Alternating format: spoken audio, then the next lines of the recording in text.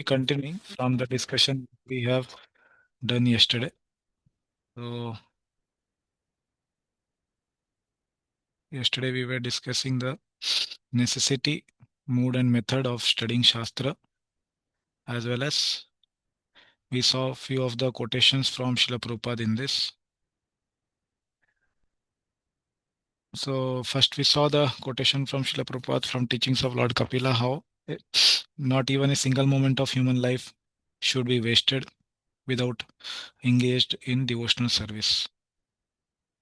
And then we saw that what is the necessity to study Shastra, because Shastra is the only Veda Eva Pramanam, is the only reference, is the only source for us to do what? Vastu Vividishtam, to connect with the Vastu. And what is that Vastu? For the devotees, the Vastu or the object is Krishna. And it has the four characteristics. It is transcendental, it is the shelter for all, it is Sarva Achintya, it is inconceivable, and Ashcharya Swabhavam, it is most wonderful. And then we saw that how that Shri Krishna himself is the having two forms, Shabda Brahma and Param Brahma. So Shabda Brahma is this Vedic literature, and the Param Brahma is his transcendental threefold bending form.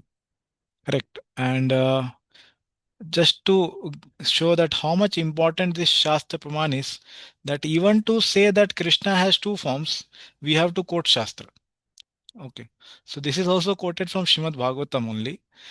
To establish any principle, any concept, there has to be establishment based on the Shabda Praman, that is the Vedic literatures, the Shastra. And then we saw what is the mood of studying Shastra. So there was a conversation which happened between Vidya, which is quoted in Nirukta, the Vedic Sanskrit dictionary, where it is mentioned that how there is a very learned Brahmana and Vidya Devi is requesting him these things. So this has been taken actually from one of the presentations of His Grace Hari Parshad Prabhu. Okay, so I am taking that uh, credit goes to him actually. Okay, so whatever I am presenting here, and later part also is presented by him. And here in this conversation, the Vidya Devi is approaching the Brahmana and saying, "Please protect me. I am your wealth." And she says that, "Please protect me from whom?" These three kind of person: Asuyaka, and then Anrijve and Ayataya. Those who are people who are envious of me, and those who are not simple at heart, and those who have ill intentions, and Ayataya, those who are unwilling to put the required effort to study the Shastra. So it's very important that one gives the very dedicated and undistracted time to studying Shastra in his prime time of his life. Okay, not that one says that, oh, I will do bhakti when I become old. Nobody knows who is old. Okay, so that is the point. And then we saw what is the method of studying Shastra. So we saw that Jiva Goswami is saying that before knowing how to study Shastra, we have to understand that we should have the faith in Shastra. And the faith, whenever we call the word faith, it is actually faith in Shastra only. Okay, Shastrartha Vishwasa, Eva Shraddha. Shraddha is nothing but Vishwas, faith in what? Shastra. Okay. And then we saw the method as given by uh, given in Parashar Puran, the five aspects or five functions which should be performed while studying a book. Okay, पदच्छेद पदार्थोक्ति विग्रहो वाक्य योजना आक्षेपस्य समाधानं व्याख्यानं पंच लक्षणम, पांच लक्षण, five lakshanas of व्याख्यानम. Padacheda, that is doing every possible vicheda of every word, or splitting of every term, and then giving meaning to each word. So that is Padartha Ukti. And these both are taken care in word to word meaning as given in Srila Prabhupada books. And then third is Vigraho, that is the explanation of the difficult terms. And Vakya Yojana, that is fourth, that making an anvay or a legible translation of the verse. And Akshepasya Samadhanam, and that is fifth one, that is removing the doubts of the readers. And then we saw how Srila Prabhupada is doing it in all of his purports, in all the books. And then we saw when one will be able to understand all the Shastra, is it immediately as soon as he reads? No. So there are four paths, four padas. So one pad is that which is 1/4. So 1/4 of the whole Vedic truth will be revealed to one when he is doing kalena in the due course of time. That was the first aspect. Second pada is Guru Yogatascha, by the association of the Guru, by learning from him, and by removing one's doubts, by clarifying with him, by serving him. Okay. And then third was Utsaha Yoga, by the association or by the enthusiasm of the reader, of the student. And fourth was Shastrena. So fourth is that mutual discussion of the Shastra like we are doing by self-study, Swadhyaya, like that. And yeah, yesterday I was saying that even Brahmaji had to study 3 times the Vedas to understand it fully. So I got the verse, second canto, second chapter, 34th verse. So here he is saying, Shukdev Goswami is saying, Bhagavan Brahma Katsyena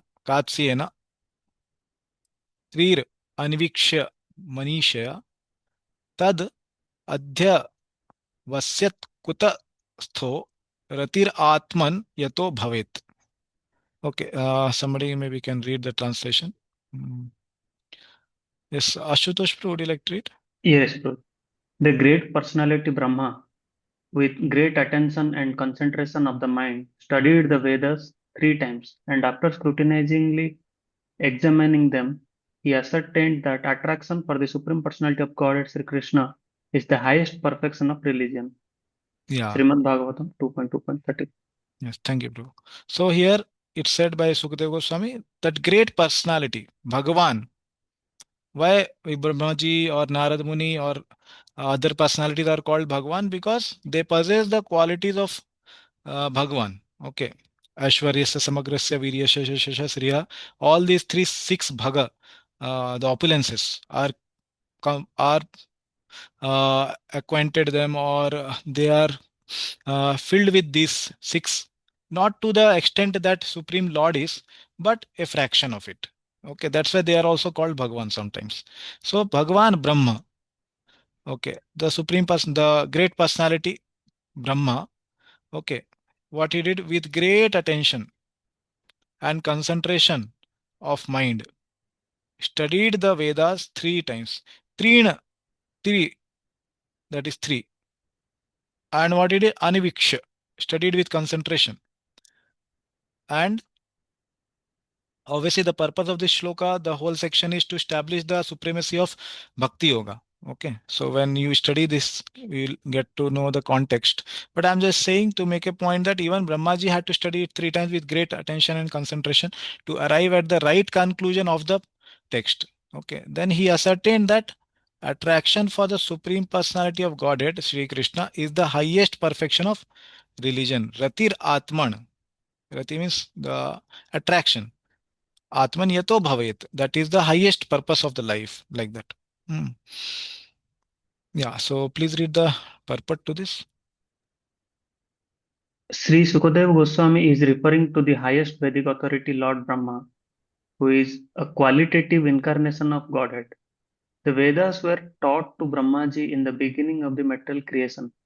Although Brahmaji heard the Vedic instructions directly from the personality of Godhead, in order to satisfy the inquisitiveness of all prospective students of the Vedas, Brahmaji, just like a scholar, studied the Vedas 3 times, as is generally done by all scholars. He studied with great attention, concentrating on the purpose of the Vedas, and after scrutinizingly examining the whole process, he ascertained that becoming a pure, unalloyed devotee of the Supreme Personality of Godhead Sri Krishna is the topmost perfection of all religious principles. Srimad Bhagavatam 2.2.34. Yes, thank you, Praj. So same thing here. Prabhupada is writing in the purport that he heard the Vedic instructions directly from Supreme Personality of Godhead. Okay, Tene Brahma Hrida Adi Kavaye. So he had heard it But in order to satisfy the inquisitiveness of all prospective students, future students of the Vedas, Brahmaji, just like a scholar. So what do scholars do? They study any book 3 times at least. Okay. As is generally done by all scholars. Okay. So first time when they study, they can get the understanding of the book, that what is the objective of the book and what are the things described in the book. Second time when they study the book, they can understand, okay, why the thing which was mentioned later has been mentioned later, and why the thing which has been mentioned earlier has been mentioned earlier. And then third time when they read it, they can overall assimilate this thing. Okay. So whatever we study, we should study from cover to cover, basically front cover to the back cover. We should not read haphazardly, something in between little bit, and then after that little bit, and then after 1 month something little bit, and then after 1 year something little bit. No, one book at a time. We should try to read one book only at a time, and from cover to cover, like that. So, and that has to be studied with great attention. Even Brahmaji is showing by his example with concentration. And then very important thing. So this is the first, great attention, then concentration, and third very important thing is the purpose. What is the purpose of this book? That also one has to keep in mind while reading the book. Even the purpose of any shloka, why it is quoted, in what context it was quoted by Sukdev Goswami or Chaitanya Mahaprabhu or Brahmaji or whoever is speaking. So what is the purpose of the shloka, and then what is the purpose of the whole book also, we have to keep in mind while reading it. Okay. And then we saw yesterday study according to Guru Sadhu Shastra. So we discussed how Sadhu and Guru, they are both learning from Shastra. And then we also receive the knowledge which is coming from Shastra as explained by Sadhu and Gurus. Okay. And we are also directly in touch with Shastra at the same time. Okay. While we are in touch with Guru and Sadhu to understand the Shastra. Yeah. And then we saw the Srila Prabhupada's quotes on who is a guru, what are the essential qualifications of a guru, and who should not be who is not to be considered as a guru. So mainly Prabhupada is saying that they should be speaking based on authorized scriptures. Okay. When they speak on the authorized scriptures, then they become bona fide. Okay. So many times we will see Prabhupada using this word. Okay, bona fide acharya, bona fide guru, bona fide spiritual master. So these two words are connected. This bona fide as well as when they are quoting from authorized scriptures. Okay, so these are always connected. What makes them bona fide is because they are following the process as given in the Shastra and speaking from the Shastra. Okay, and then this very famous part which Prabhupada explained was the analogy of the Guru, Sadhu, and Shastra. And in the explanation also, we saw how Prabhupada is actually quoting from superiors. He is not saying that, oh, you don't know, I am such a great Acharya, I have made 108 temples, I have so many disciples, just follow what I say. He is not doing like that. Okay. And he is following the process while explaining the process. And even we saw earlier that how Brahmaji also, he when he is speaking to anybody, we will see in Shrimad Bhagavatam always that anybody is going to speak something, they will say, like Sukdev Goswami is saying, I have heard this from Sukdev Goswami. Then he speaks. Sukdev Goswami says, I have heard it from my father Vyasadev. Then he speaks like that. Okay. So always there is this, and even Brahmaji also and other Narad Muni, whenever they will speak something, they will tell, oh, I have heard this from that superior, from that authority. So I'm speaking like this. Okay. So it's always there. Many chapters we can see in Srimad Bhagavatam where this hierarchy is there, and we saw earlier also in the context of Bhagavad Gita that how when we have Vaishampayana speaking, so he is saying, okay, that this was heard earlier by spoken by Sanjaya. Sanjaya is saying this was spoken by Lord Shri Krishna himself, like that. Okay.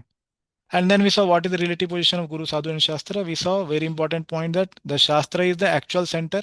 Uh, but we have to actually understand it as explained by gurus and sadhus. Okay. And did we read this?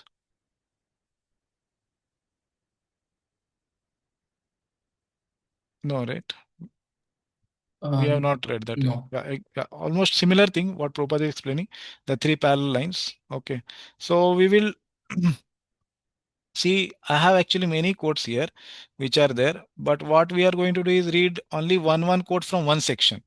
Okay. And then later when we are doing the classes, so what I am thinking to do is before starting our daily discussion of Bhagavad Gita, we will just take one quote of Srila Prabhupada and read, and then go ahead with our study of Bhagavad Gita, particular chapter and particular verses. Okay. So everything may not be covered now immediately. Whatever is the important part, just to clear the concepts and for us to start the study of Bhagavad Gita, whatever basic is needed, that much only I will do. Okay. So this we have done quite good. Okay. So now the next question is, we understood that Shastra is the center of everything. Srila Prabhupada explained it that Shastra is the center of everything. But does it mean that it is independent of the sadhu and guru? So there is a very good comment on this by Srila Prabhupada himself. So we will read it. Mhm. Yes, somebody else can read. Uh, who else is there? Who could not read yesterday? Maybe they can. Himanshu, bro, would you like to read? Yeah. Can I read?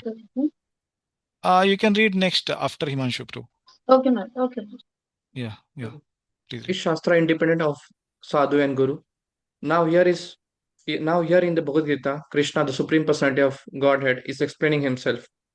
But suppose you say, how can I believe that Krishna said this word? Somebody may have written them in the name of Krishna. No, because Bhagavad Gita is accepted by saintly person, we should also accept it.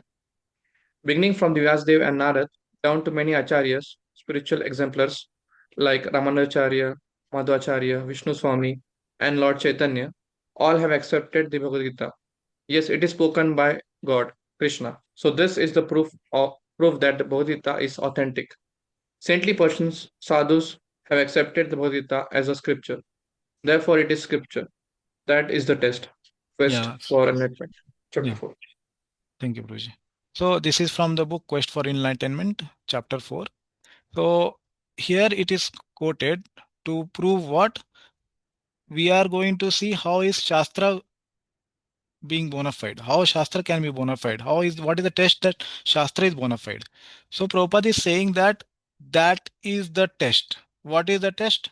So saintly persons who sadhus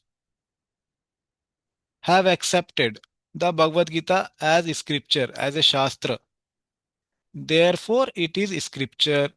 Otherwise, anybody can print and give you anything, and anybody can bring a old manuscript and tell you this is a Shastra. So it is not that everything that is printed is Shastra. Okay. We have to understand that it should be accepted by the sadhus and gurus. So who are these personalities Prabhupada is quoting from? He is saying that there have been many exemplary persons, spiritual exemplars, who are the beginning from Vyasadeva.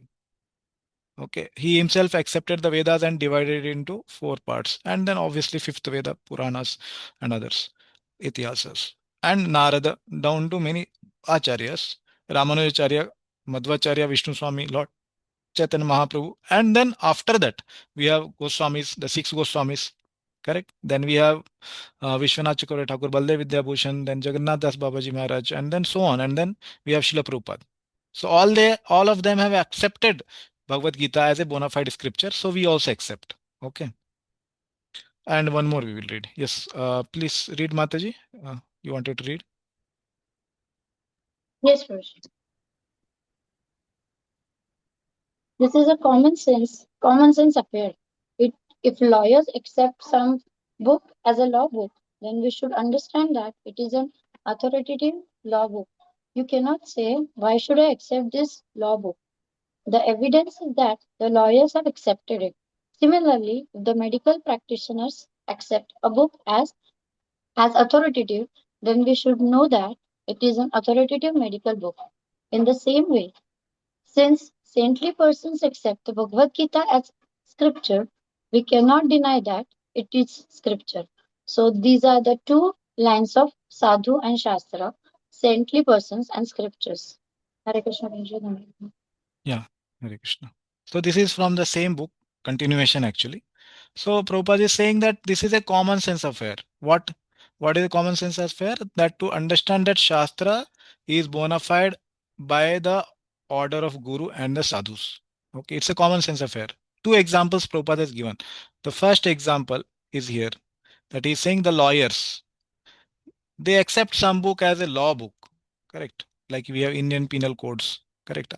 So then we should understand that it is authoritative law book.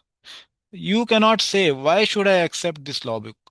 Okay, so if our acharyas and gurus, they have accepted Bhagavad Gita as an authoritative shastra, then we also accept it as an authoritative shastra. Okay, we cannot say, why should I accept Bhagavad Gita? Okay, that is not the point. And then another example he is giving, medical practitioners. Okay, this is second example he is giving. Accept a book as authoritative. Then we should also know that it is an authoritative medical book. Okay, so these two examples Prabhupada has explained from. Okay, so now let us go to the definition of each term. So we have sadhu, shastra, guru, vakya, tinete, kariya, aikya. So who is a sadhu? What is the definition of a sadhu? We will see how Prabhupada explains it. So this is from the Srimad Bhagavatam, 3rd canto, chapter 25, shloka number 21, purport. Okay. So this shloka contains the word sadhava and the synonyms, word to word meaning Srila Prabhupada gives, abiding by scriptures. Okay, those people or those devotees who abide by scriptures. That is the definition, prime definition or first definition of sadhava, as we have been seeing earlier. So if you remember, yesterday also we saw the definition of guru and sadhus. It was all rotating about shastra only. Shastra is the center, shastra is the center, and gurus and sadhus are those who speak from shastra, like that. Yes, maybe somebody can read. So, Nimai Prabhu, would you like to read? A sadhu means one who follows the principles of scripture and at the same time is a devotee of the Lord. One who actually follows the principles of scripture must be a devotee of God because all the Shastras instruct us to obey the orders of the personality of Godhead. Sadhu, therefore, means a follower of scriptural injunctions and a devotee of the Lord. Yeah, so Srimad same Bhagavatam. thing. Yeah, 325, 21 purport. Yeah, the same thing Prabhupada is speaking. Sadhu is a saintly person. Okay, at the same time, he is also like devotee of the Lord, obviously, saintly person, and principles he is following of the scriptures. So these are the two criteria Prabhupada has given, that he should be following the principles of the scriptures. This is first. And then second is he is giving, at the same time, he should be also a devotee of the Lord. So generally we see these two characteristics in a person who is called a bona fide sadhu. Okay, and there are many other uh, comments also, but we will read it, as I said, later as we study Bhagavad Gita. Now let us see one of the quotes. Who is Guru? Okay, yes, please read. Continue, Prabhuji. And who is a guru? A spiritual master? He who follows and explains the scripture. The sadhu confirms the scripture, and the spiritual master follows and explains the scripture. So, sadhu, shastra, and guru are always in agreement. What is spoken in the scripture is accepted by saintly persons, and what is spoken in the scripture is followed and explained by the spiritual master, and he explains only that. The via media is the scripture, just as in the law court, the via media is the law book. So, the saintly persons, the scriptures, and the spiritual master, when you follow these three parallel lines, your life is successful. Yeah, so this is from the same chapter, okay, which we saw. So again, same thing, he follows and explains. So these two things he has mentioned. Okay, so he follows in his acharana. That's why he's called acharya, because he follows what is given in the shastra. And then second, achinoti. He does what? He explains it to others. So achinoti hi anyan. He explains to his disciples. Okay, that is the main thing. So he follows acharana, he does as well as achinoti. He also explains it to others. Okay, so these are the two criteria which are mentioned here. Okay, and there are many others, so which we will read later. Yeah, the check and balance system of Guru, Sadhu and Shastra. So what we have seen till now is overall that we have the three aspects. We have the Shastra and we have the guru, and we have the sadhu. So can somebody tell which one of them is independent of the other two?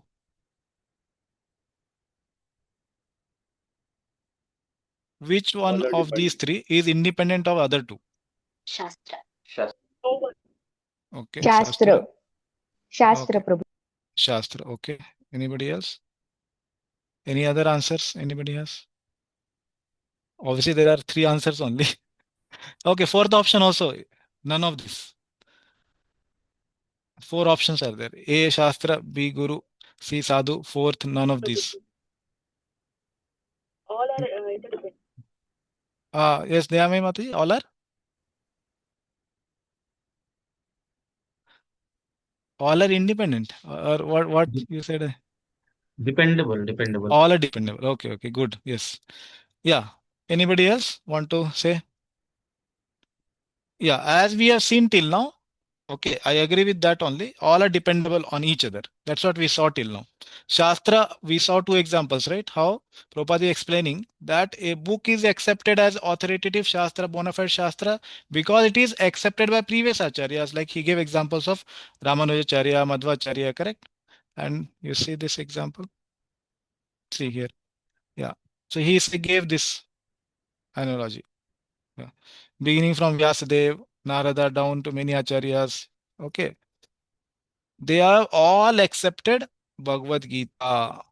So, because saintly persons, sadhus have accepted the Bhagavad Gita as scripture, therefore it is a scripture. That is the test. So, even Shastra also has to undergo the test. It is the center of all. That is very true.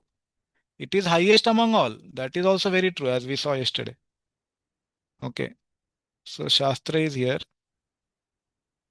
Guru and Sadhu. Okay. So, it is highest among all. That is true. But it is not independent. The question was not which is highest.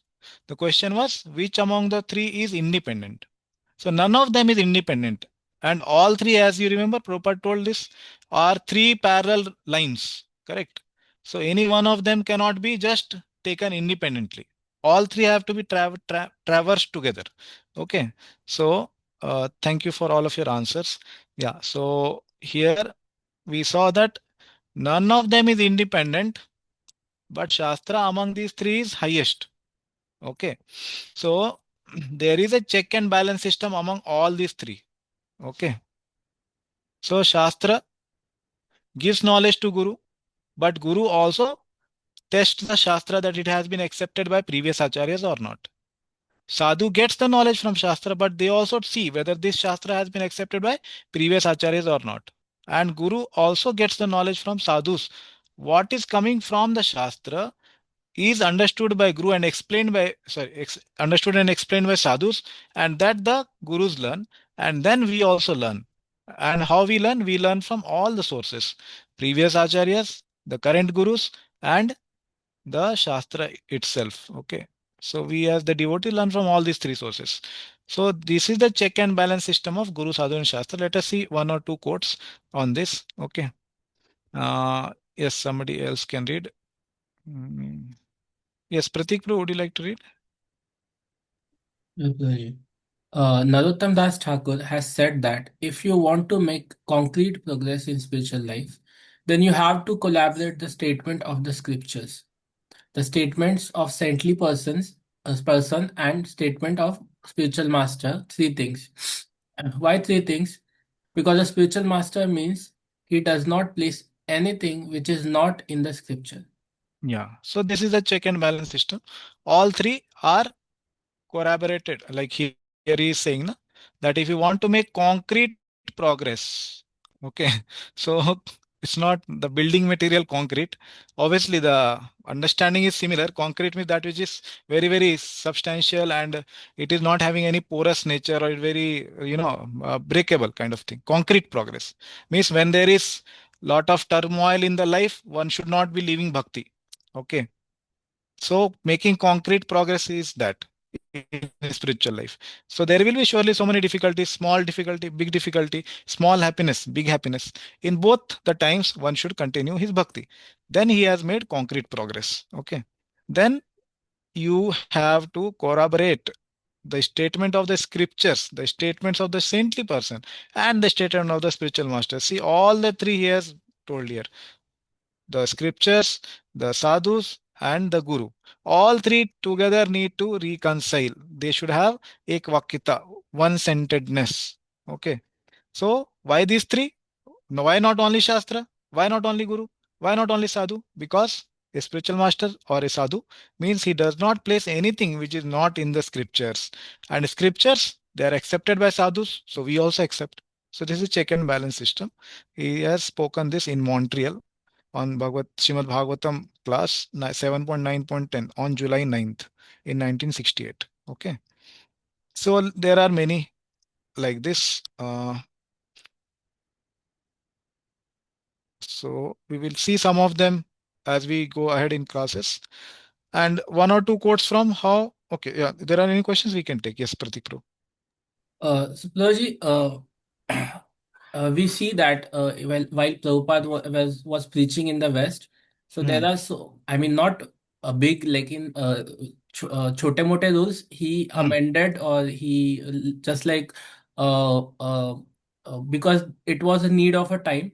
So a great person can do it. So what is our understanding regarding it? How a authorized guru or any great Vaishnava, how he can amend or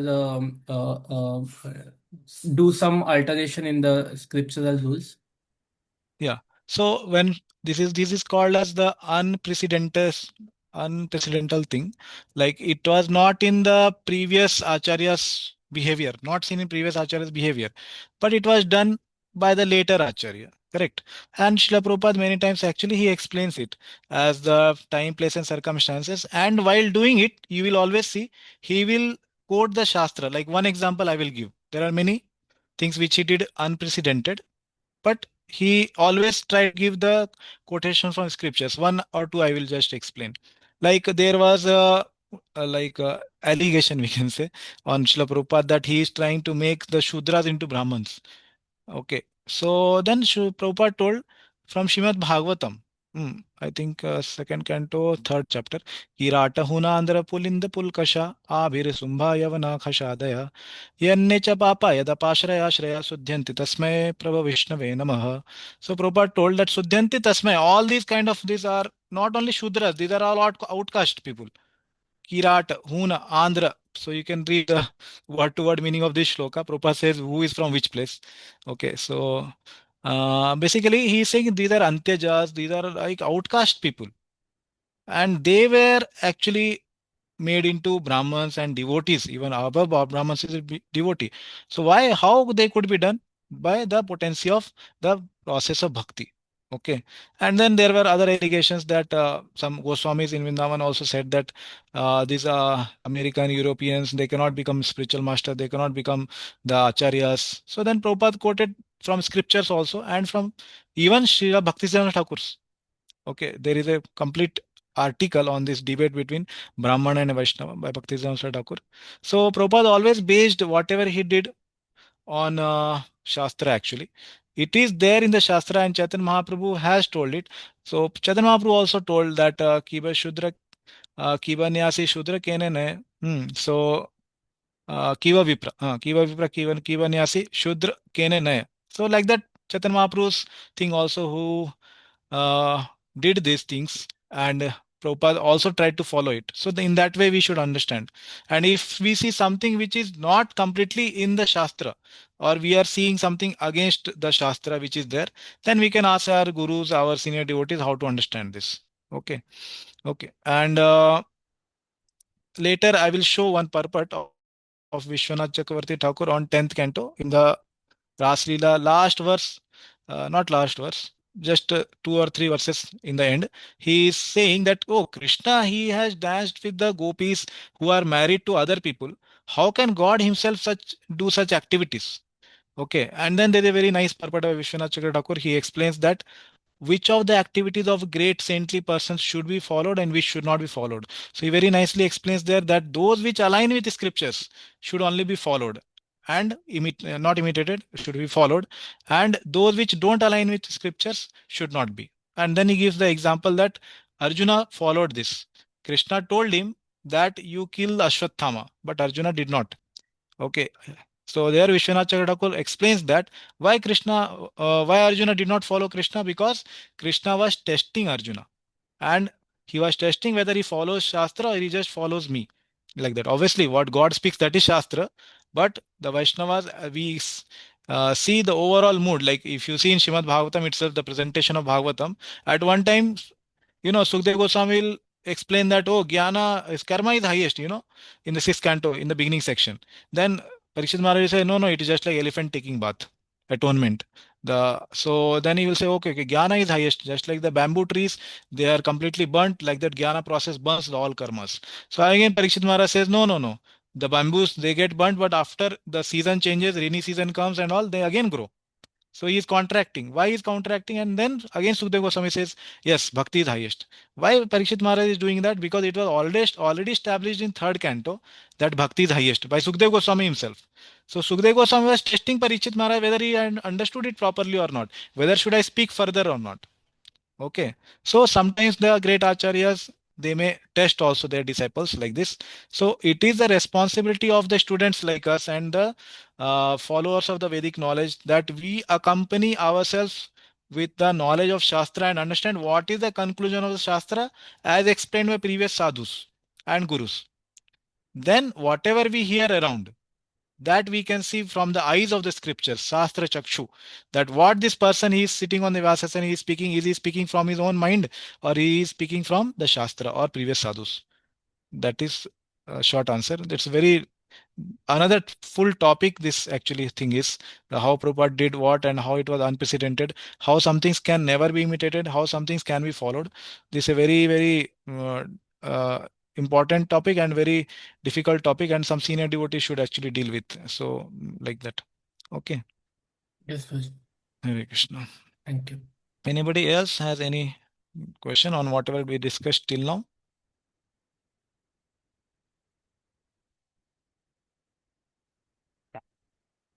Okay. If not, then we will continue. So this next section is about the authoritative quoting, where Srila Prabhupada is explaining that what way we should be speaking in classes, what way we should be explaining to other people, what is the mode of conduct of a preacher. Okay. Whether he can just sit down taking the verse and think in his mind, oh yes, this points applies in this thing. These I have seen around in ISKCON. I should explain these all things. What way one should preparing his class, what way one should be giving the class, what way the follower should accept the class. Okay. So we are always in one of these three situations. Either we are giving the preaching to somebody, or we are sitting in a class where we are hearing from somebody. Okay, like that. So these all situations will always come. And Prabhupada very nicely explains there are more than 10 quotes. I will just take one or two which are there. And then later when we are studying, we will see the quotes. Yeah, somebody else can read. Those who have not read. Ashwini Mataji, would you like to read? Yes, Prabhuji. Hare Krishna. Hare Krishna. The art of authoritative quoting. Sometimes we argue, somebody has said like this, some Mahatma say like this. That is not very valued argument. Valued argument is when you quote from the Vedic literature. That is valuable. With a pramana, Shruti pramana. The Shruti pramana is accepted amongst the authorities. Just like Chaitanya Mahaprabhu, all the acharyas, they write comments on any authoritative book, immediately giving quotations from Vedas to support his comments. Otherwise, a personal comment has no meaning. If I comment on some Vedic literature on my personal point of view, that is useless. It has no meaning, but it is going on. Oh, such and such person. Lecture 22 February Yeah. 19. Hare Krishna. Yeah, thank you. So Prabhupada is speaking this in a lecture in 1971 on 22nd of February. So he is speaking that how a person of who is following any sampradaya or a parampara, how he should conduct himself, especially while preaching. And this also sets the example that how we should be accepting something from a preacher. Oh, it can be anybody whom we are hearing on YouTube. As I told yesterday, YouTube is completely bombarded. It's not filled, it's bombarded with so many devotional stuff also. Okay. And what to speak of YouTube when we are hearing from others in person also. So these all criteria we should be evaluating. Okay. And then we should be making a judgment that what we should accept from that person or not. Okay. So these are not the tools for judging anybody. Please understand, as I've been telling again, these are not tools to judge somebody, but these are the tools to safeguard oneself and make concrete progress in bhakti. Please remember that word. Prabhupada told it earlier. Okay. So Prabhupada told, if you want to make concrete progress in bhakti and want to reach the goal of Krishna, then you should be following these three parallel lines. Okay, I have not saying anything on my own. Till now, whatever presentation I have given, I have not told, you see, I am such and such qualified person. I am a Bhakti Shastri teacher. I am disciple of such and such person. So please hear, please listen. Whatever I am saying, please understand. Everything I am trying to give from Shastra, and every slide there is quotation from somewhere. So nothing I am trying to give my own. So I am just trying to follow Prabhupada method only, what he has done. So yeah. So now what Prabhupada is saying, sometimes we argue. Oh, what we argue? Somebody has said like this. Some Mahatma says like this. So we respect everybody. But it is our discretion. We should have the discretion to accept something in our life based on Guru, Sadhu, and Shastra. That is the only thing. We respect everybody. He may be devotee, then we respect very well. If he is, say, an ordinary person, then we also respect him. Okay. So that is not a valued argument. What is not a valued argument? Somebody has said like this. So many times, actually, we may say, we may not have that intention, or we may be unconscious of this thing. We may say that, yes, yes, I heard from such and such person. But from where that person is spoken, that is our responsibility to find out whether it was spoken from the Shastra or it was spoken from somewhere just of his Anuman or just from his mind. So hearing from somewhere here and there is a word for it. It's called hear, say. Okay, you can search that later in dictionary. That is called hearsay. You hear something and you say. You hear something and you say. That is called hearsay. Okay. It may be based on Shastra, may not be based on Shastra. Whose responsibility it is? It is responsibility of the audience. Okay, obviously it is responsibility of the preacher to give the lessons from the Shastra, give the preaching from the Shastra, based on Shastra, Guru and Sadhu. But it is more of our responsibility also. Okay, that's what Prabhupada is saying. That is not a valued argument. So nowadays, people, I was hearing from somebody, they keep saying so many things that yes, I heard from this Baba, I heard from that person, I heard from that Sampradaya. Oh, first of all, we should understand what our Sampradaya is speaking, what our devotees are speaking. That we should have more valued value we should give to. Okay. So everybody is available in ISKCON, sorry, in YouTube, and we hear from what all kind of person. So valued argument is when you quote from the Vedic literature.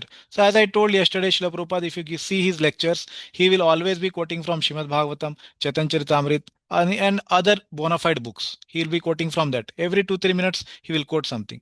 Then it becomes what? Then it becomes valuable. So even a small child, 5 years old child, if he speaks something from the literature, from the Vedas, from this bona fide Guru Sadhu and Shastra, that is taken as valuable.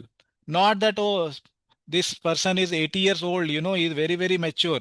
And but he speaks from what? Not from Shastra, not from Sadhu, not from Gurus. He speaks whatever is comes to his mind. Okay. So that is not valuable. Okay. So here Prabhupada is saying, what are the Praman? Ved is the Praman. Shrutis are the Praman. And then he's saying that Shruti Praman is accepted amongst the authorities.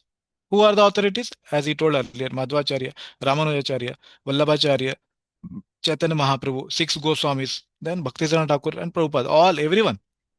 That is accepted among the authorities. So now again, he has told about a concept. You see, the whole concept he told that what is accepted valuable. Veda Praman and Shruti Praman is accepted valuable. Prabhupada is not saying that I am saying, na, you accept. No, he is giving one example of how previous sadhus actually did it. Chaitanya Mahaprabhu, all the acharyas, they write comments on any authoritative book, immediately giving quotations from Vedas. Okay, so that's why you see Prabhupada purports, he will quote the Shastra in the purport. He will quote another chapter, another shloka from Bhagavad Gita, Bhagavatam, to support his comments. So if there are any comments which are not supported by the Shastra and Guru and Sadhu, that is not a bona fide comment. Okay. that will not make us move concretely in our spiritual life. Very, very clear. Okay. Otherwise, a personal comment has no meaning. Okay. Personal comment has how much meaning? No meaning. Okay. If I comment on some Vedic literature on my personal point of view, just like yesterday I said, Prabhupada says in the preface of the Bhagavad Gita, there are so many people commenting on Bhagavad Gita and giving their own opinion. These are all rubbish. Why? Why is saying like that? Because they can print their own book. Why to keep the name Bhagavad Gita? Because Bhagavad Gita is famous. They want to sell their opinion on the name of Bhagavad Gita. So that is all going on. And that has no meaning. Okay. But it is going on. And it is our responsibility to make sure that we don't subscribe to such kind of comments. Okay. Well, we will read one more. Yes. Gayatri Mataji, would you like to read? Art of authoritative quoting, that is the gift of Lord Chaitanya Mahaprabhu. It is in the Shastra. Chaitanya Mahaprabhu does not give you anything which is not in the Shastra. He is Acharya, although he is God himself. He can make Shastra. Whatever he does, whatever he speaks, that is Shastra. But still, because he is playing the part of Acharya, he immediately gives Vedic evidences. That is the way of Acharya. Acharyas will never say, I think, it is my opinion. No such things are not accepted. No personal opinion. It must be supported by Vedic evidences. That is called Parampara system, genuine system of understanding. Lecture on Srimad Bhagavatam, 22nd October 1972. Hare Krishna. Yeah, thank you. So again, Prabhupada is saying, what is the gift of Chaitanya Mahaprabhu? He is saying it is in the Shastra. Chaitanya Mahaprabhu does not give you anything which is not in the Shastra. Chaitanya Mahaprabhu, he is saying now, he is Acharya. He is playing the role of Acharya actually, although he is God himself. Okay. Shri Krishna Chaitanya, Radha Krishna, nahi anya. He is God himself. Okay. So he can make Shastra. So Prabhupada did not actually give a praman why he is God himself, but it is our responsibility to find in Shastra and remember where in Shastra it is told that he is God himself. Okay. So that is our responsibility. He can make Shastra. Correct? Na? God only makes Shastra. Na? Makes means it's eternally existing, but it is his. He can make Shastra. Whatever he does, whatever he speaks, that is Shastra. But still, he is playing the part of Acharya. He is teaching by his example. Apane Acharya Prabhu Anyara Sikhaye. Okay, by his Acharan, he is showing and he is teaching others. He immediately gives Vedic evidences. That is the way of Acharya. Acharya will never say, I think, it is my opinion. No, such things are not accepted. No personal opinion. Okay. It must be supported by Vedic evidences. That much is the only thing Prabhupada is saying everywhere. It must be supported by Guru, Sadhu and Shastra. Okay. That is called Parampara. Anything outside this is called not Parampara. Okay. That will not make us concrete progress. So there may like many people they have very good capacity of analyzing so many things, but we have to again and again see whether it is aligning with the Shastra. Is it explained that way in the Shastra? Okay. Yeah. So yeah, this is last one we will see. Yes, this is very important. Yes. Maybe somebody else can read. Mahavan Govindru, would you like to read?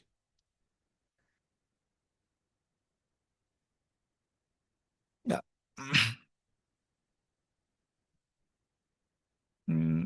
Not able to hear. Yeah, unmute yourself, please.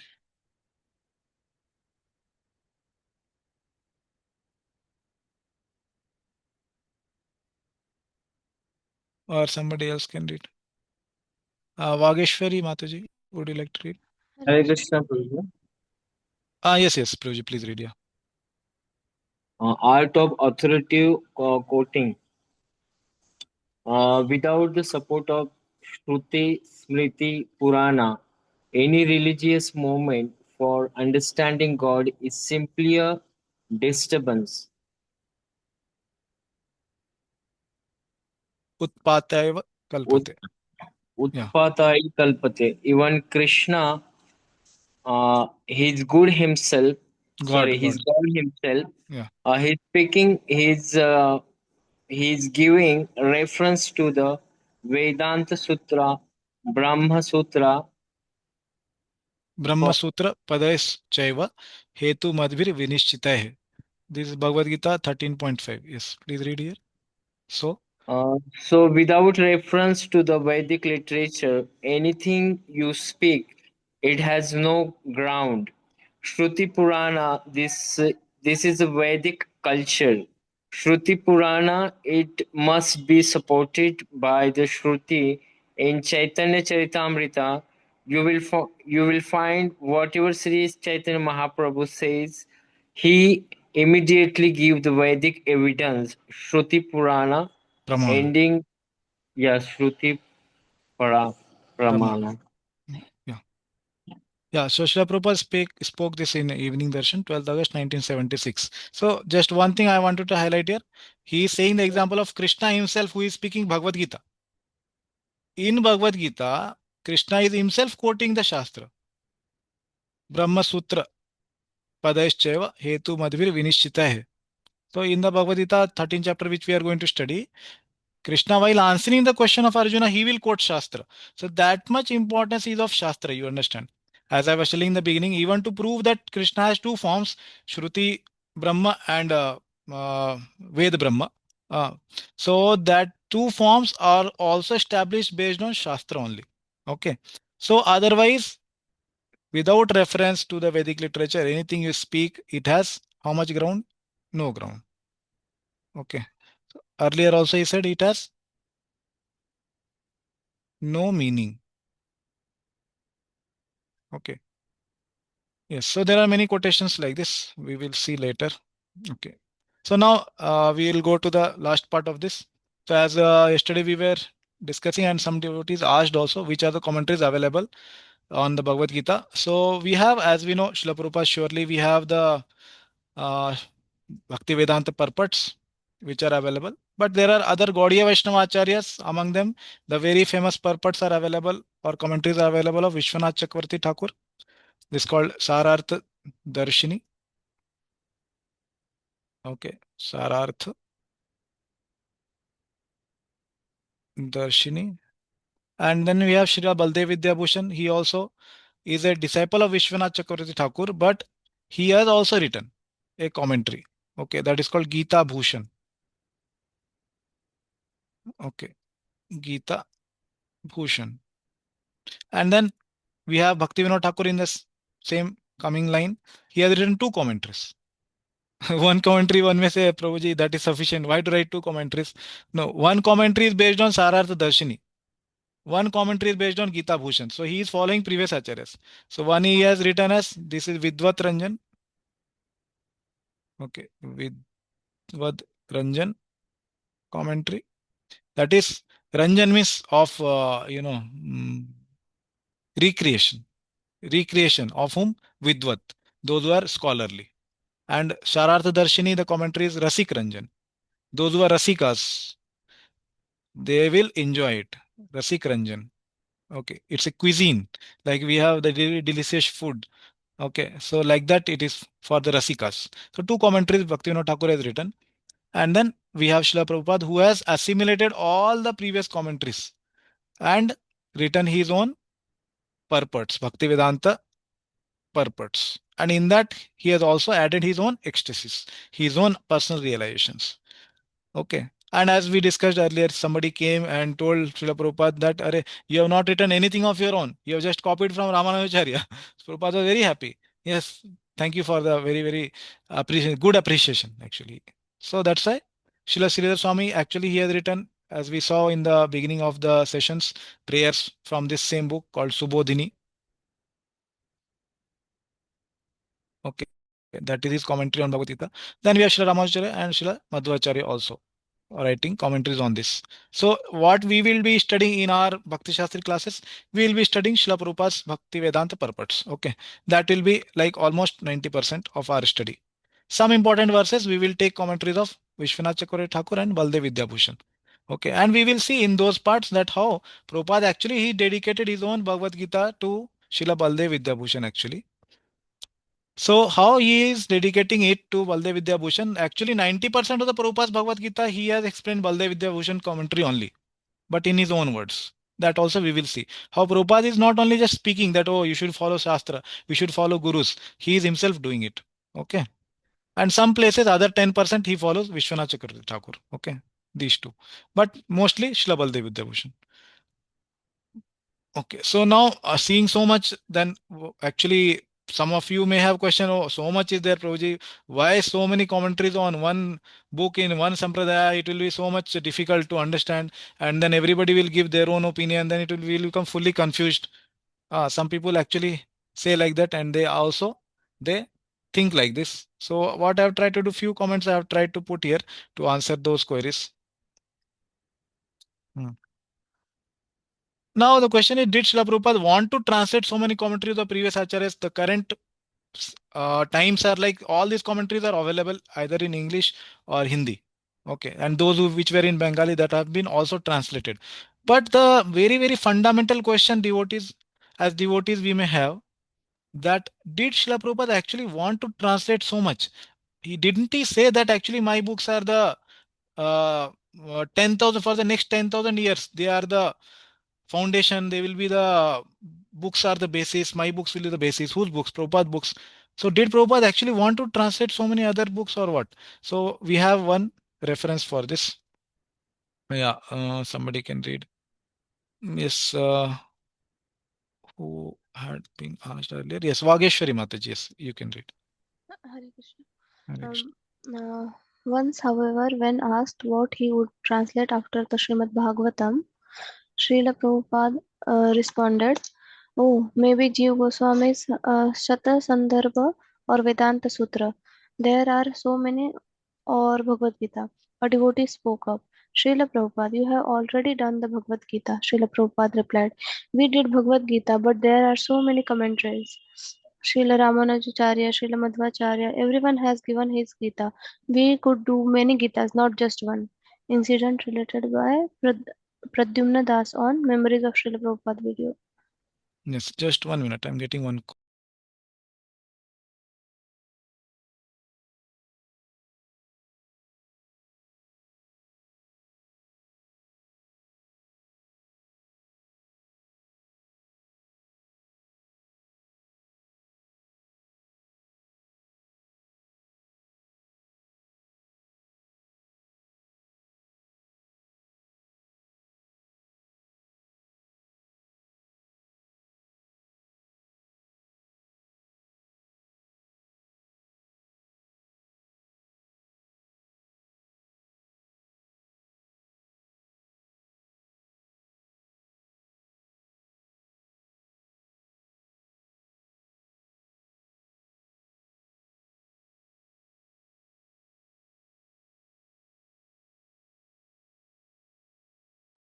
Yeah, Hare Krishna.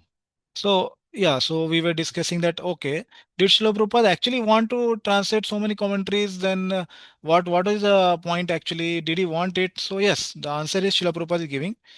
We did Bhagavad Gita, but there are so many commentaries. Srila Ramanujacharya, Srila Madhvacharya, everyone has given his Gita. We could do so many Gitas. We could do many Gitas, not just one. Okay, that's how Prabhupada is explaining the question. He is addressing the question that did Prabhupada actually want it? So this is actually Pradyumna Prabhu. If you remember, many of the classes of Prabhupada, actually in the beginning, it will come Pradyumna. He is reciting the shloka. So he is the actually editor in one sense for Prabhupada's books. Editor not in the sense that but there are few Sanskrit grammatical terminologies which Prabhupada may not actually put it in writing or in typing, or he may not speak it, but he may do it. So he was a Sanskrit scholar who was there always with Prabhupada, and Prabhupada used to call him lovingly Panditji. Okay, like that. So very famous, and he is still there, Prabhuji, in USA. So he is uh, relating this incident actually. Okay. So, why there are so many commentaries on one book in the same sampradaya? Aren't they distracting us from Srila Prabhupada purports? Correct? Again, the same point. Srila Prabhupada actually has written Bhaktivedanta purports, which are the, very important purports, and that is the essence of everything. So, are they not going to distract us from the purpose that Srila Prabhupada gave us and the commentaries of the Srila Prabhupada himself, are they not distractions? So for answering this here, there is a foreword by Srila Gopi Parandhan Prabhu. He is again a Sanskrit scholar, and he is the one who, with other devotees, has completed the task of the Shrimad Bhagavatam 10th canto, 14th chapter, half onwards. Prabhupada did till there, Bhaktivedanta purports. But after that, Prabhuji, Gopi Parandan Prabhu, and other disciples of Srila Prabhupada who have taken up the task to complete till 12th canto. And he has written many other books also, like Tattva Sandarbha and many other translations he has done. So he is speaking in foreword to the book Surrender Unto Me, which is a book by His Grace Bhurijan Prabhu on the Bhagavad Gita. Okay. So there he writes something. We will just read this. Okay.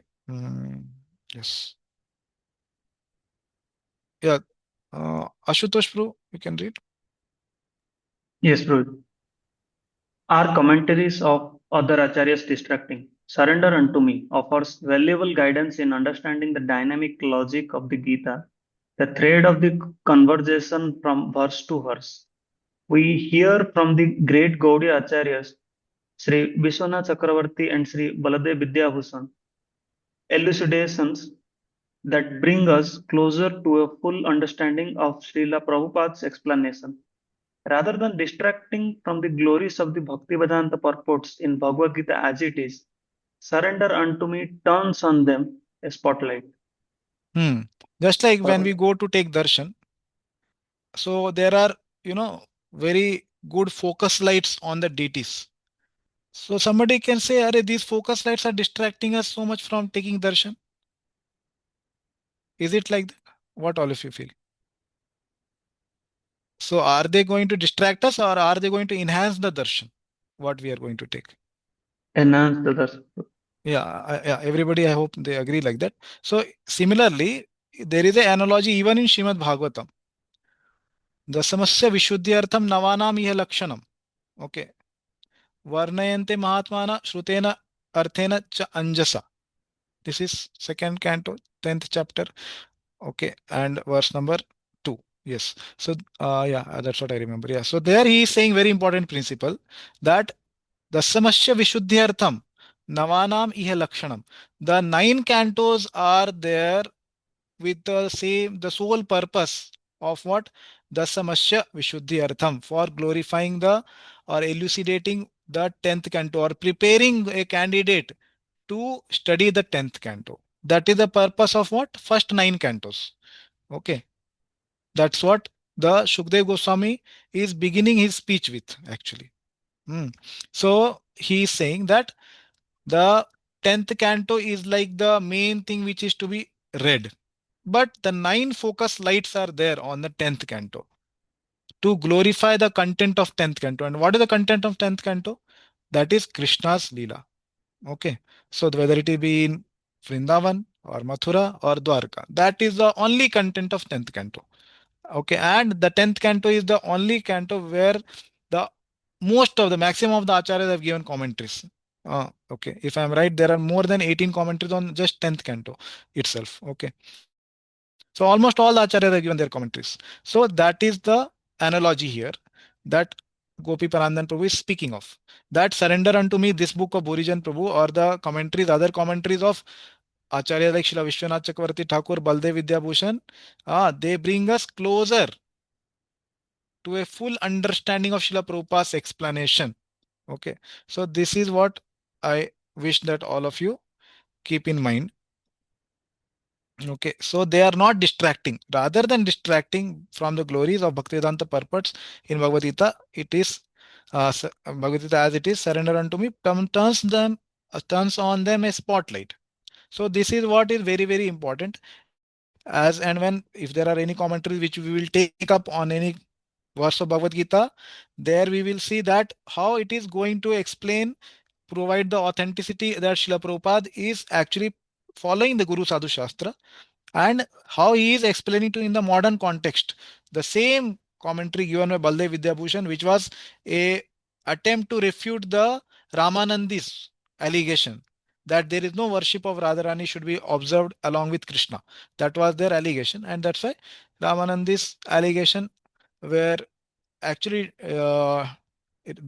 refuted by Srila Baldev Vidyabhushan in his commentary to three books. Obviously, Prasthantra, that sometime else we can discuss, Bhagavad Gita, and we have the Upanishads, and then we have the Vedanta Sutra. So, okay, these three books he wrote. So that was the purpose. But Prabhupada takes the comments from him and applies to the current time and place and circumstance. Okay.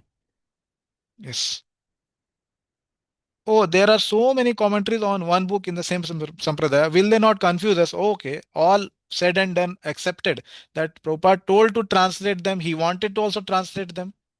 And then at the same time, here we have what? That Prabhupada's books will be put on a spotlight by the other commentaries. That also we understood. But when we read them simultaneously, will they not confuse us? What is the need of so many commentaries in one sampradaya? In 1 minute.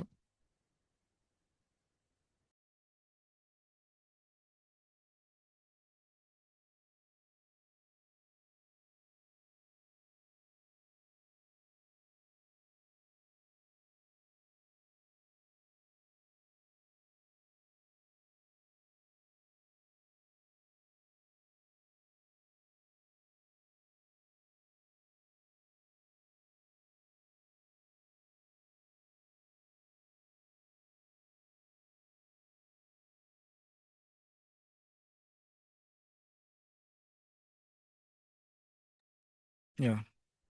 So, did Srila Prabhupada want us to study so many commentaries? Aren't Srila Prabhupada books the Praman for the next 10,000 years? Aren't they just sufficient? So, to address this, two quotations we have. Let's read. Yeah, somebody else can read now. Yes, Deepali Mataji, would you like to read? Yes, true. Within the past 500 years, many erudite scholars and acharyas like Jiva Goswami, Sanatan Goswami, Vishwanath Chakravarti, Vallabhacharya, and many other distinguished scholars, even after the time of Lord Chaitanya, made elaborate commentaries on the Bhagavatam. And the serious student would do well to attempt to go through them, be better relish the transcendental messages. Yeah. Yeah. So, this is from the purport to Srimad Bhagavatam, first canto, first chapter, first verse. Okay. Anything which Prabhupada wants to write in the beginning of the Bhagavatam, in the very first verse, is this. Obviously, there are so many other things he explains. That's a very long purport. But if anything he wants to emphasize, then this is surely one of the things what he's saying. So he is saying very simple thing. A serious student, what he will do. Okay. This is not applicable maybe to all. Okay. Those serious who are serious students, what they will try to do. They will do well. Means they will give their attention, concentration, time, energy to what? To attempt. Attempt to do what? Go through. Go through what? Them. What is them? In the past 500 years, many erudite scholars and acharyas like Jiva Goswami, Sanatan Goswami, Vishwanath Chakravarti Thakur, Vallabhacharya, and so many other distinguished scholars, even after the time of Lord Chaitanya, like obviously six Goswamis and Vishwanath Chakravarti Thakur, Baldev Vidyabhushan, and all Bhaktivedanta Thakur, everybody, Prabhupada is including, made what? Elaborate commentaries on Bhagavad, obviously Bhagavad Gita also. And Bhaktivedanta Thakur has written full commentary on Chaitanya Charitamrita also. And the serious student would do well to go through them. These are the above things which are them. Okay, what is the purpose of going through them? Why to put so much of attempt? Why the serious student should put so much attempt in studying all this with concentration? And why did they write so much of elaborate commentaries? Why did Srila Prabhupada spend sleepless nights so many to just study all these books and then write the commentaries? They could have just told chant Hare Krishna and go back to Godhead. That is what is the Yuga Dharma. Just chant and take prasad and go back to Godhead. Why not? So that is having a purpose to better relish the transcendental messages. Okay, that is the purpose. To better relish the transcendental messages. Where are these messages? These messages are these Acharya's commentaries and Prabhupada's purports. Okay. So this is what is Prabhupada's opinion on, not opinion, instruction. His instruction on this concept. Yeah, one more we will read. Yes, Mataji, please read. It is necessary, therefore, for the serious students of Srimad Bhagavatam to follow the notes and comments of the great acharyas like Jiva Goswami and Vishwanath Chakravarti. To others who are not devotees of the Lord, the comments and explanations of such acharyas may appear to be grammatical jugglery, but to the students who are in the line of disciplic succession, the explanations of the great acharyas are quite fit. Yes. So those who are wanting to be serious student, again Prabhupada has repeated it. So kindly go and check in Vedabase or whatever books you have, whether I have added these words or they are actually there. You have full right to go and check all these things. So it's again mentioned in Srimad Bhagavatam 3.4.28. Okay. So for the serious students, Prabhupada is speaking now that it is quite fit for them. What is quite fit? The explanations of the great acharyas. Okay. That's what he is saying. Okay. Which are these great acharyas? Jiva Goswami, Vishwanath Chakravarti Thakur. And as in previous one, 1.1.1, he said all the acharyas subsequent to Chaitanya Mahaprabhu. That's what he said. Okay. So for us, it is very, very important. Like we are seriously trying to study Bhagavad Gita now. Okay. And to others, those who are non-devotees, they may study Jiva Goswami's Sandarbhas. They will do all philosophical, mental speculation in that. And they will come to no conclusion. They will be smoking cigarette or drinking wine, even after doing PhD on the whole Sandarbhas. Okay. They are not devotees. And their conclusions will be, oh, these are all just grammatical jugglery. These are all just word jugglery. Okay. So that is the opinion of non-devotees. That it's not needed. It's redundant. Simply they have given so much of their time in writing these books. It was just no use. Okay. We can just chant Hare Krishna and go back to Godhead. But where will you learn that how to chant Hare Krishna? Where will you learn that what to chant? That was also given from scripture only, na? Okay. Yes. Yeah. Any questions are there till now? Almost we have completed. And now just last part was that we have already seen in this necessity and method and mood of studying Shastra, just very specific thing about how we are going to study Acharya's commentaries. That much only. Any questions, any comments, any discussion points till now, whatever we have seen?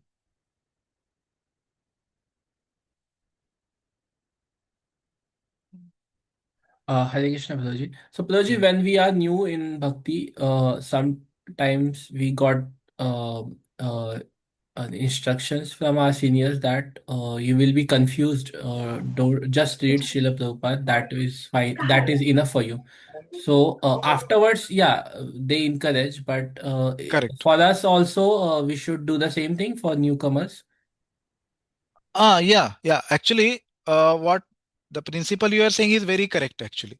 So even it is told that Srila Prabhupada, one or two comments you can find where he is saying, don't jump over one acharya. He says that. Don't jump when some of his disciple, there is a conversation, maybe next time I can show. Don't jump acharyas. So he says that follow the sequence, how the acharya has given his knowledge to next, then that has given to the next, and then it's coming to us by Srila Prabhupada. So we can follow that. Okay. And that's why Srila Prabhupada's books are most fundamental, and that is the first thing we should study.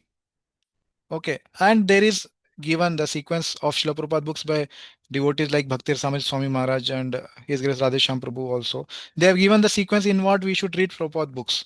So we should have surely read Prabhupada books once before going into previous Acharya's commentaries. That is what is recommended generally. Okay, and as you said that in the beginning devotees caution us, that is very correct. That's very good caution, because there have been so many, not so many, some examples of devotees who have immaturely actually tried to study the commentaries without instructions of the superior devotee, without the guidance of the senior devotees, and they have taken out some negativity out from these books.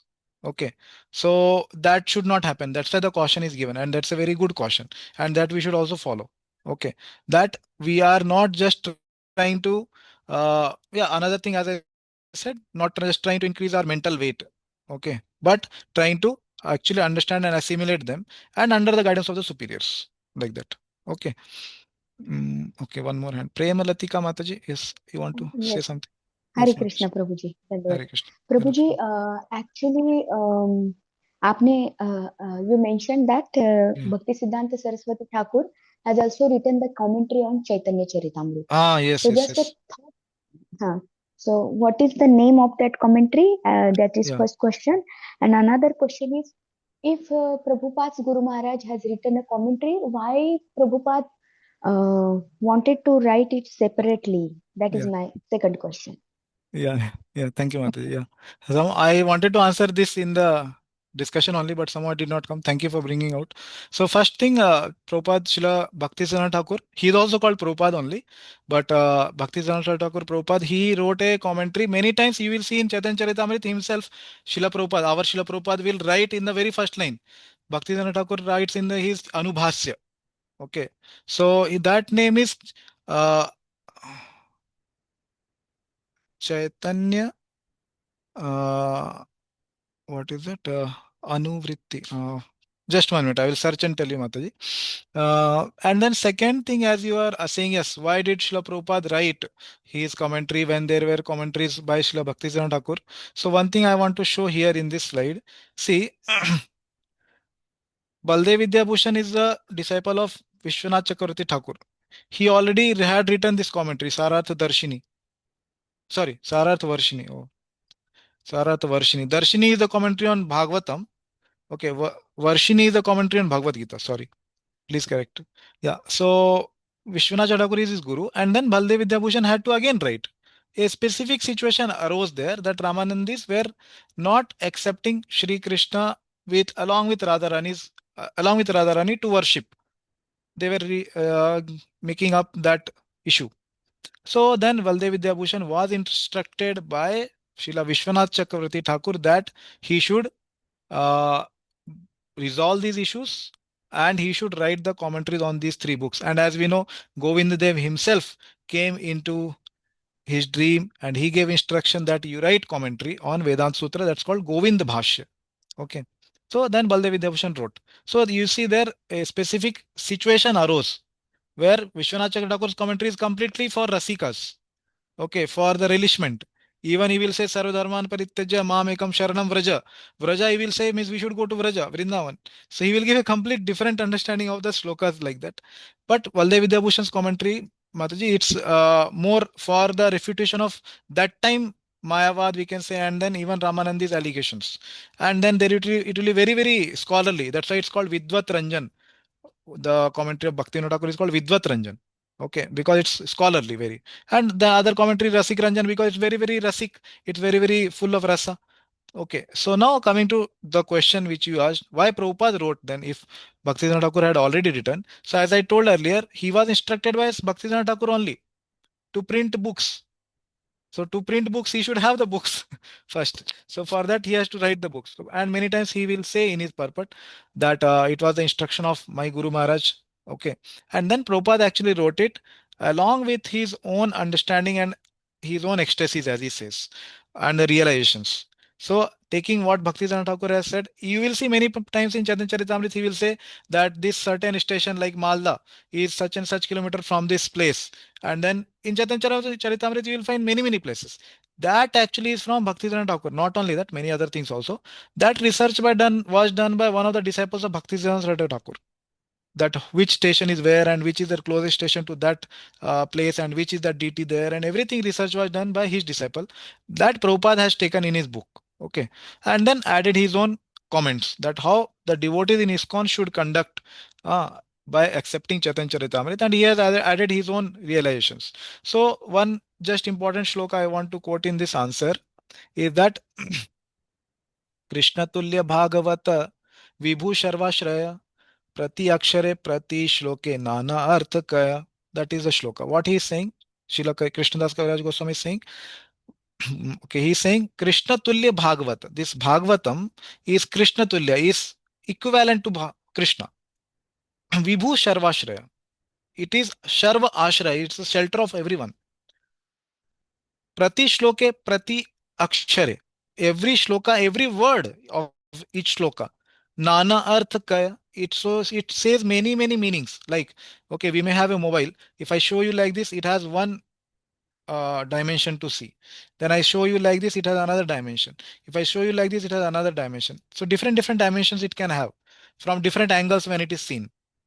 Similarly, the whole Bhagavatam, Chaitanya Charitamrita is like a Vaidurya jewel, which when seen from different angles can show you different color. Sometimes it will be blue, sometimes it will be yellow, sometimes it will be red. So all the colors like Vibgyor, we have all the different colors it can show at different angles. So that's how different acharyas are inspired by Krishna differently in their heart, and they are not ordinary people. They are manjaris, they are sakhis in the Krishna's intimate association who have come down and given their realizations in the books.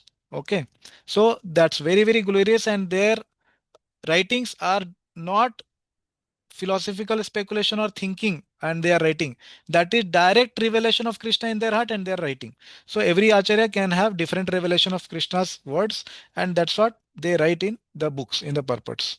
So sorry, I answered very long, but is it okay, Mataji, to some extent? Absolutely perfect, Yeah, Prabhuji. yeah. Thank you So so I much. will give the name of that book. I don't remember exactly. Some Anuhase is there. I will give the name later. Yeah.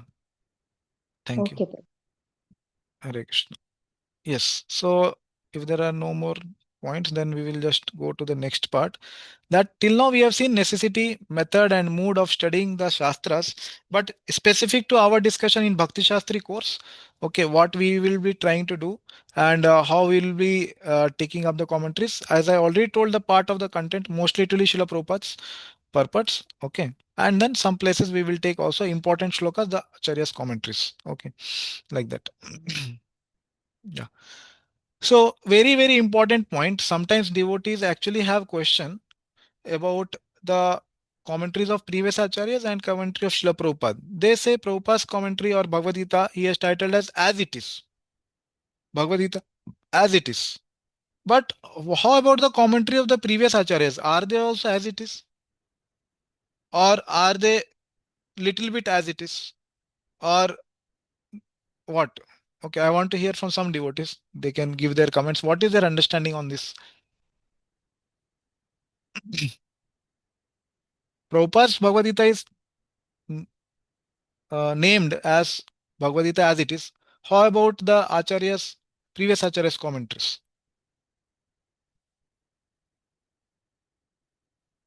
Okay, how many of you say that you can maybe write in chat box or can raise your hand? How many of you say that previous Acharya's commentaries are also as it is only? How many of you say like that? Okay, better to ask positively. Maybe we'll get more response. Yeah. Okay. Yeah. So some devotee have raised hand. Yes. Thank you. So let's see here what is. You can put your hands down. Yeah. So what is the criteria for saying something is as it is? Okay. So please identify which one of the following is as it is commentary. What I'm going to show, I'm going to show you a format in which we will be studying Bhagavad Gita. At the same time, I'm going to show you that what are the aspects in a commentary that qualify them as it is. We are nobody to judge that previous acharya's commentaries are qualified or not. We are not having that, but we are here to address the doubt which we may have in our mind that Prabhupada's commentary is surely as it is, but previous acharyas we are not sure. So to address that doubt, we are doing this exercise, not to judge any of the commentaries of previous acharyas. Okay, we read them, that is only very good enough. Okay, so see, here is a shloka from Bhagavad Gita, chapter 15, shloka number 18. Okay.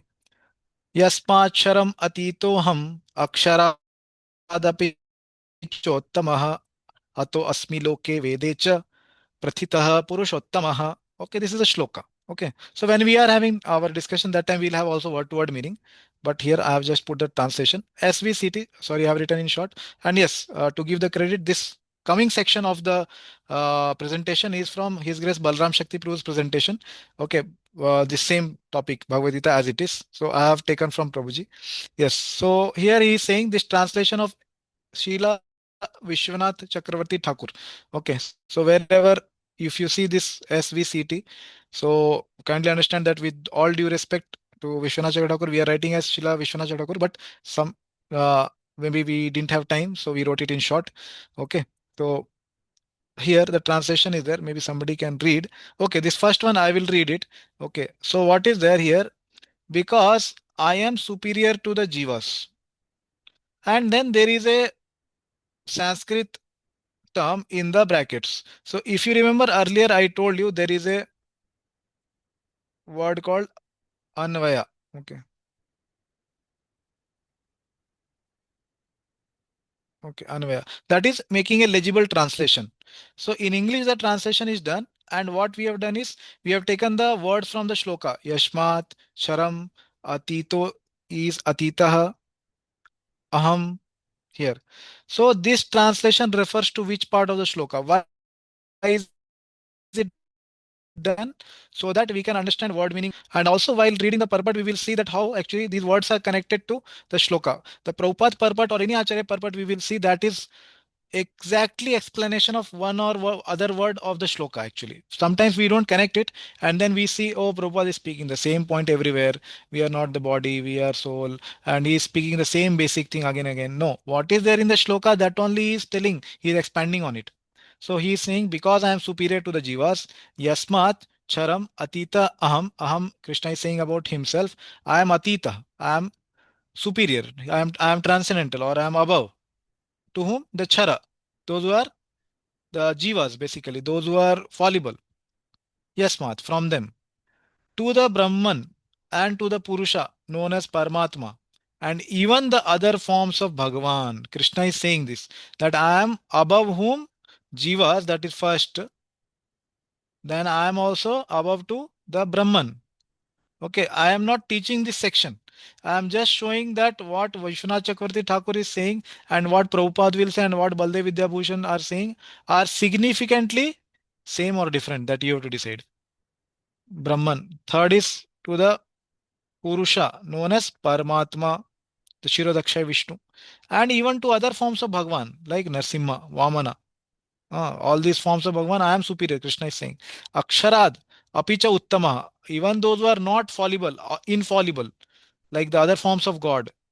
I am Uttamaha, even from them, Apicha. I am celebrated. Ataha Prathita Asmi. Among all of them, I am celebrated. Where? In the Vedas and the Smritis. Okay, Loke Vedecha. Sorry. As the Supreme Person. How am I celebrated? As the Supreme Person. Purushottamaha. Okay, this is the translation of Vishwanath Chakravarti Thakur. So just remember some critical point, that Krishna is saying, I am superior to these four entities. And that is celebrated in the Vedas and Smritis. That is the essential thing, just remember.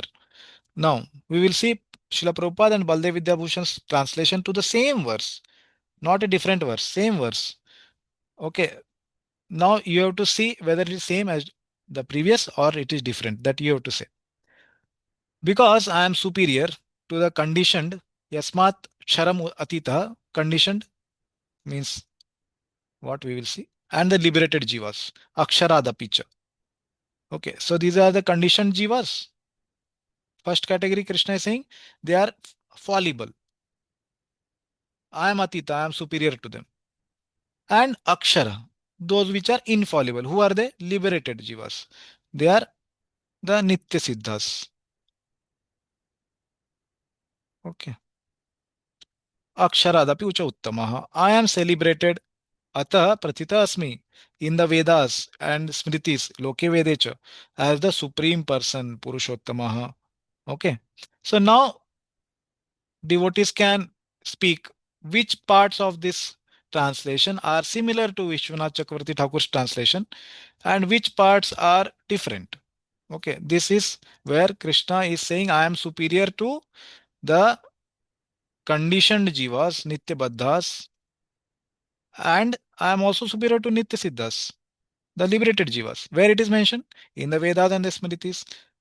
Okay, and that I am the Supreme Person. And here is the Vishwanath Chakravarti Thakur's translation. So can somebody tell what is the similarity first in both?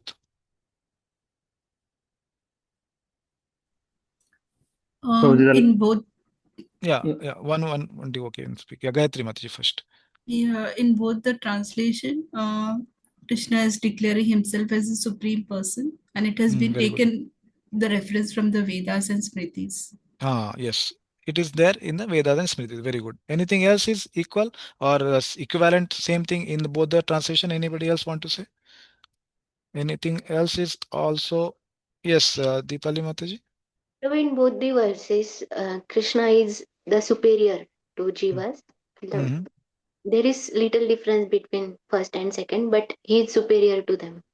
Jivas, yeah. I think you mean conditioned Jivas, right? Hmm. Okay, yes. So, yeah, good point here. The conditioned Jivas are included in Vishwanath Chakravarti Thakur's commentary. Okay, now let's see what is the difference. What are the parts which are different? Okay. Yes, somebody would like to say what are the parts which are different in these two? Yes, Guruji. So Yeah, Ashutosh, yeah. Vishwanath Chakravarti Thakur is explaining Aksarad as Paramatma and like all other forms of Bhagavan. Mm-hmm. And in Prabhupada's and Baldevidya Vishnu's commentary, it is mentioned as liberated jivas. They mean the same thing, but yeah, maybe represented as different. Okay. Yeah, liberated Jivas. Okay, they don't mean the same, Prabhu. Yeah, liberated Jivas are Nitya Siddhas, whereas here what he said, these are not liberated Jivas. They are another form of God Himself. Brahman, Paramatma, they are not liberated Jivas or even other forms of Bhagavan like Matsya Kurma. So this is the part which is different. Okay. Anything else which is different in both of them? I think that's it. Yeah, this much. Yeah. And then what Valdev Vidyabhushan and Srila Prabhupada have said that I am superior to the conditioned Jivas and also to liberated Jivas. This also is said by Vishwanath Chakravarti Thakur already. Where did he say? He told the word Jivas itself. So in this condition, Jivas are there. But he has not explained the Nitya Siddha Jivas in his commentary. That is not there. Because Nitya Siddhas are not in this category. Nitya Siddhas are not in this category. Why? Because they are not Chara. They are not fallible. Okay. They are in the spiritual world only. Like that. So that is the primary difference. Now the question is, which one of these two? Surely Srila Prabhupada is as it is. Okay. And how about Vishwanath Chakravarti Thakur? Is it as it is or it is different? How many of you say that yes, Vishwanath Chakravarti Thakur has given a different commentary? That we have understood. Yes, it's a different thing. But how many of you say that it is not as it is then? Okay, nobody is saying anything. How many say that this is also as it is? Okay, not previous students, others. Okay, who all have raised hand? Okay. Okay, 1, 2, 3, 4. Okay, you have to all participate in the activity. Otherwise, we will not know what others are understanding or not. Others are whether they are hearing also or not. I don't know. Okay, so everybody has to participate. Okay, some devotees have raised hand. Okay, so your opinion is that even though it is different, but it is as it is. That's what is your opinion. Okay, so then what is as it is then? What is that which is same in both of them? And even though being different, but it is as it is. Okay. Okay, another example is there. This very, very famous invocation of Ishopanishad, which is not part of Ishopanishad. Okay, this is from another Upanishad, which Prabhupada has taken as the invocation of Ishopanishad. Okay, so we know this is very famous shloka. Om Purnam Adaha Purnam Idam Purnat Purnam Udachyate Purnasya Purnam Adaya Purnam Eva Avashishyate. Yes, somebody can read the translation. Those who have not read. Mm. Okay, Geeta Mataji, are you able to read? If you can read. Hare Krishna Prabhuji. Yes, please read. The personality of Godhead is perfect and complete. And because he is completely perfect and emanations from him, such as this phenomenal world, are perfectly equipped as complete wholes. Whatever is produced of the complete whole is also complete in itself, because he is the complete whole. Even though so many complete units emanate from him, he remains the complete balance. Yes, thank you, Mataji. Yeah. So here, Srila Prabhupada is translating these words in a certain way. Okay, the personality of Godhead is Purnam, perfect and complete. Okay. And because he is completely perfect, Purnam, all emanations from him, such as this phenomenal world, Purnam Idam, Idam, this is also complete. What is that Idam? These phenomenal words. So these words you have to mark, okay, because I will ask you to compare in the next translation. Okay, Idam Purnam Adah, that is complete. Adah refers to what? Okay, Supreme Personality of Godhead, which is perfect. Okay, Adah is referring to the personality of Godhead. It's perfect and complete. And Purnam Idam, this is also complete. Idam refers to phenomenal world. Okay. Whatever is produced of the complete whole is also complete in itself. Purnat, from the Purna, from the complete whole, whatever comes out, Purnam, Udachyate, that is also complete. Okay. Because he is the complete whole, Purnasya, even though so many complete units emanate from him, Purnam Adaya, they come out from him, what happens? He remains the complete balance. Who is that he? The personality of Godhead. From him, everything comes out, right? But he remains the complete balance. This is the understanding of Srila Prabhupada's translation. Now let us read what Baldev Vidyabhushan translates this as. Okay. Yes, somebody else can read. Okay. Mataji's health is not good. Isha Mataji, would you like to read?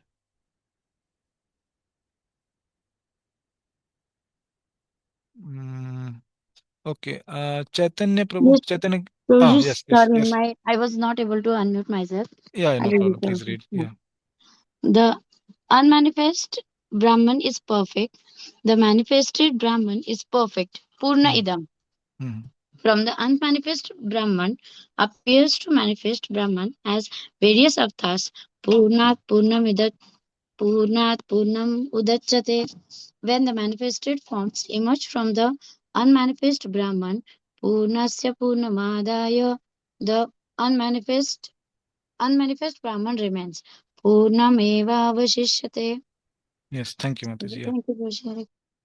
Yeah. So now this is the translation of Srila Baldev Vidyabhushan. BVB, whenever it comes. So please mark it as Baldev Vidyabhushan. Okay. Yeah. So unmanifest Brahman is perfect. So did anywhere Srila Prabhupada talk about Brahman in his translation? Please see. No. No, he did not. But Baldev Vidyabhushan, we can clearly see he is talking about the unmanifest Brahman, very specific term. That means that is Pradhan. Okay, before the manifestation happens, that becomes Mahat Tattva later. Okay, so Purnam Adaha. Adaha, Prabhupada told it as what? Adaha as the Supreme Personality of Godhead, the Bhagavan form. But Baldev Vidyabhushan is saying that it is unmanifest Brahman. The from him that is perfect. Okay, the manifested Brahman is perfect. Purnam Idam. That which is manifested Brahman. What did Idam was told by Srila Prabhupada is phenomenal world. So this is more or less same, this part. But first part was different. Okay. From the unmanifest Brahman appears the manifest Brahman as various avatar. So now you tell me anywhere Srila Prabhupada told about avatar in this previous this translation of his? Did anywhere Srila Prabhupada tell about avatar? No. No, he did not tell. Correct. But Baldev Vidyabhushan has told. So when the manifested forms emerge, that means the avatars emerge from the unmanifested Brahman, the unmanifest Brahman remains. So again, here the idam, the thing is, sorry, adaha, what that is referred to what? The manifest Brahman and unmanifest Brahman, these two. Okay, and then he also is saying about avatars.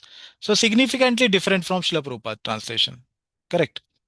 So both of them are as it is. How? What are the basic principles that is same in both of them? See, understand one thing. If two acharyas have the same explanation of the every aspect of the shloka exactly the same, that means one of them is redundant, or any two persons, let's not say about acharyas, any two devotee, if they have exact same opinion on any of the topics, that means one of them becomes irrelevant. Okay, that will never happen. Everybody, as I said, has nana shastra, has is there, and nana arthakaya. So same the Bhagavatam, Chaitanya Charitamrita, same shlokas can be shown or revealed different knowledge to different acharyas, which they will write down. Okay, that we have to understand. So now in the coming part, we will see what is that underlying 10 concepts which are same in all acharya explanations. That will never change. But there are some things which are other than that, which they can explain differently. Okay. So yes, this is one more example in the Vedanta Sutra. This is very famous aphorism. Athato Brahma Jigyasa. So atha, hence at, ataha. Therefore, okay. Brahma Jigyasa, do inquiry about Brahma. So what are the translations? There are many interpretations on the words atha. Okay. So one of them is now, therefore, atha, atah. First explanation. Now that you have got human birth. Second, now that you have completed performing all the prescribed duties. Third, now that your study of karma kanda is over. Okay. So which of these three is correct? And the none of these.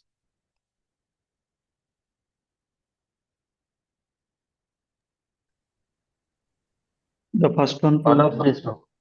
Okay. Some devotee saying first one. Then okay. All Others. of this, Prabhu. All of this. All of this. Okay. Okay. Any other? Okay. Why all of these, Prabhuji? Wow. Can you explain a little bit?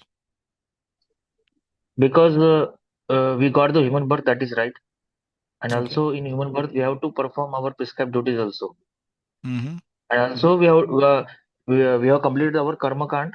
Mm-hmm. That's why we are going to this path of devotional service. Mm-hmm. Okay. Okay. And somebody else told first one. Who had said first one? Yes, Prabhuji. Yes. So So you can explain, yeah.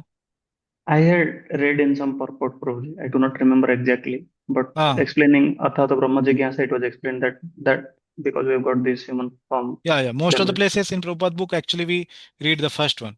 Now that we have yes, got Prabhuji. human birth, that we read the first one. Yes. Okay. So yeah, as other Prabhuji also, Chaitanya Prabhu also was saying that all are correct. Yes, see, they can be correct in different context and to whom it's spoken. Somebody who is following the path of karma, he will be told this meaning. Obviously, every one of them who is told, other two also have got human birth only. Otherwise, they cannot read only this Vedas.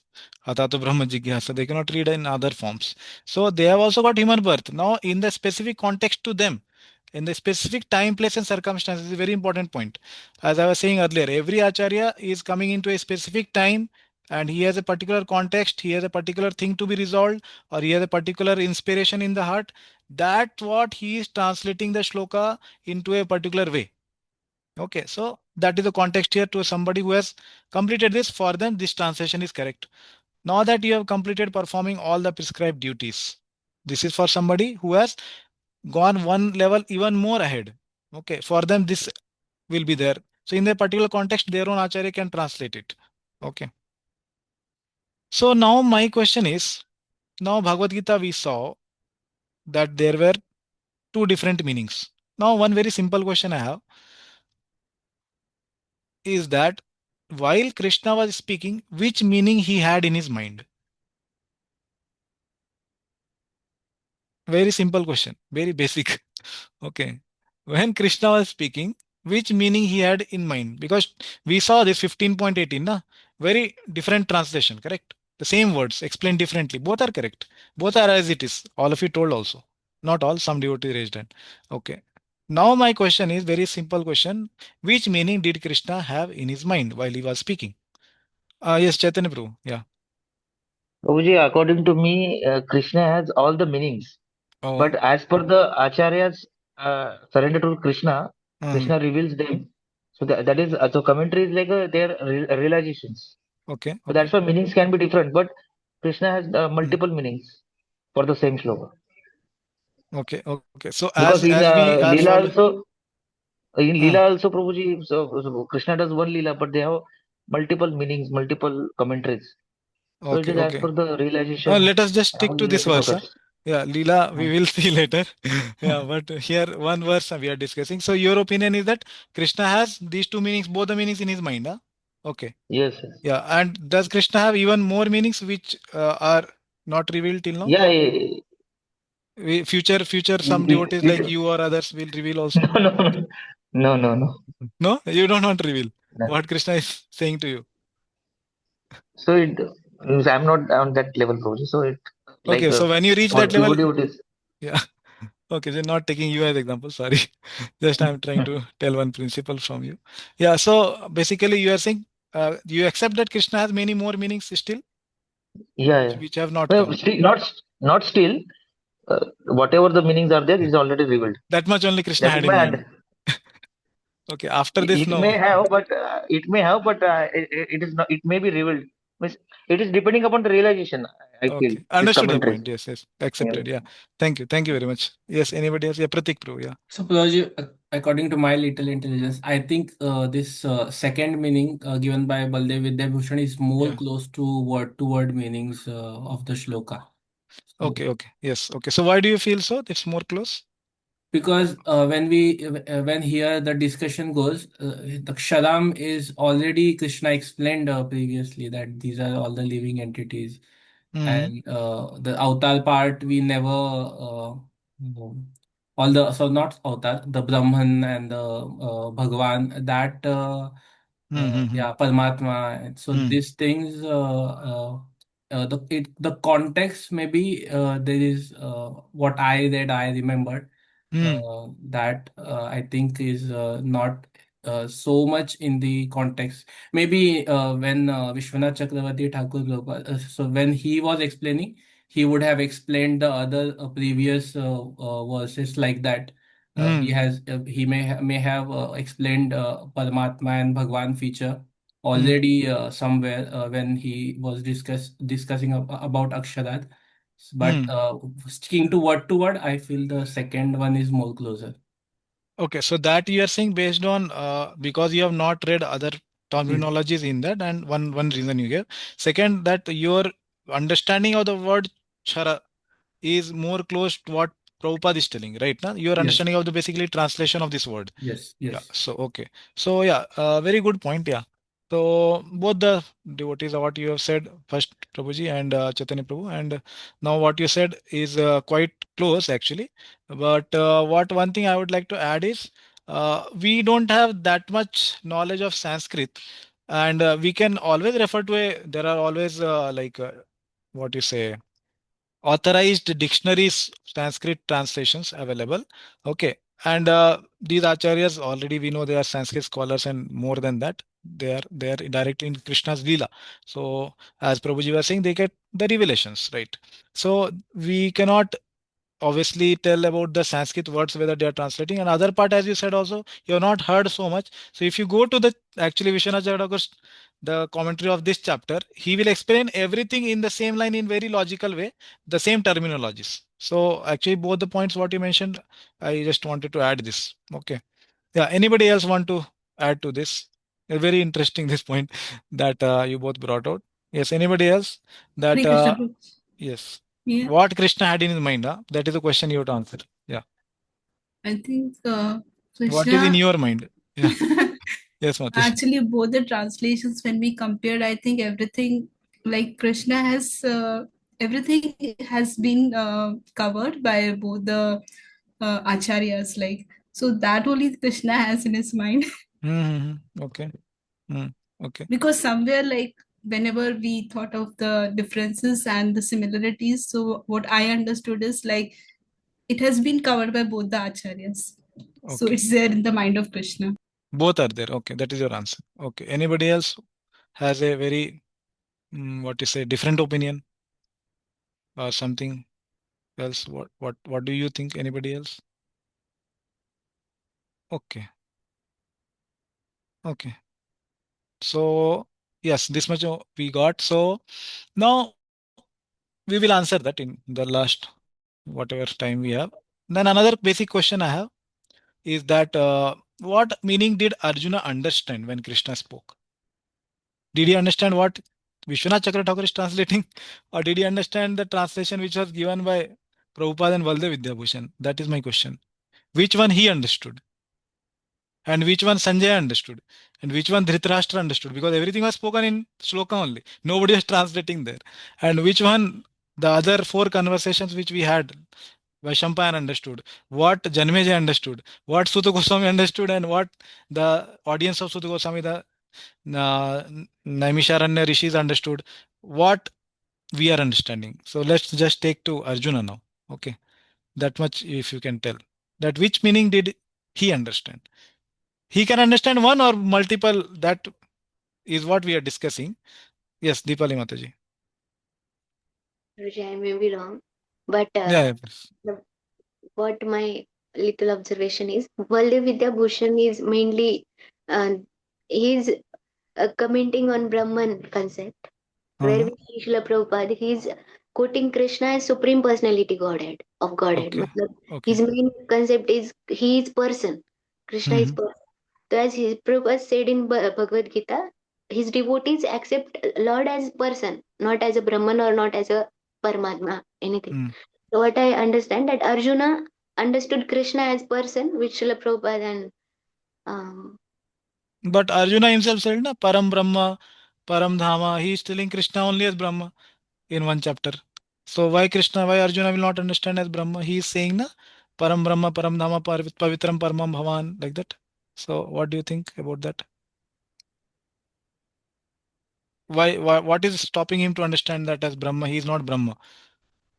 no, he know Krishna is the Brahman, but above that he knows that he is the person. He is the Okay. So yeah, Brahman is a part of Bhagavan only. That's what you are saying, and he understands that way.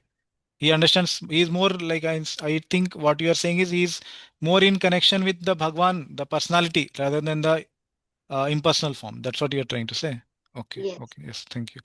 Okay. One more hand we have from Vageshwari. Who was Pratik? Pratik Priya, no? I was said Guruji, but the same thing Yeah. what you spoke Param Brahma Param Dhamma is the Arjuna's understanding, Okay. which after you spoke, which is more related to the Vishwanath Chakravarti Thakurji's translation. Okay. Where it is also Purusham Shashvatam Divyam, it is said, na? So he understood Okay. both things. He is also Shashvat Purusha, and he is also the Brahman part also. Okay. Yeah, that shloka, we can go and see how Vishwanath Chakravarti or Baldev Vidyabhushan, how they are explaining that shloka. Okay. Yeah, so good points. Okay, anybody else want to say what Arjuna understood and what the later Acharyas are understanding? Means after that, I told na whole parampara and what we will understand. Yeah, any comments on that? Okay, so that is homework for all of you. Okay, so let's take that opinion in the next one. Yeah, so we saw some examples. So I will just conclude this topic that what is as it is in a commentary, how all of them are actually as it is.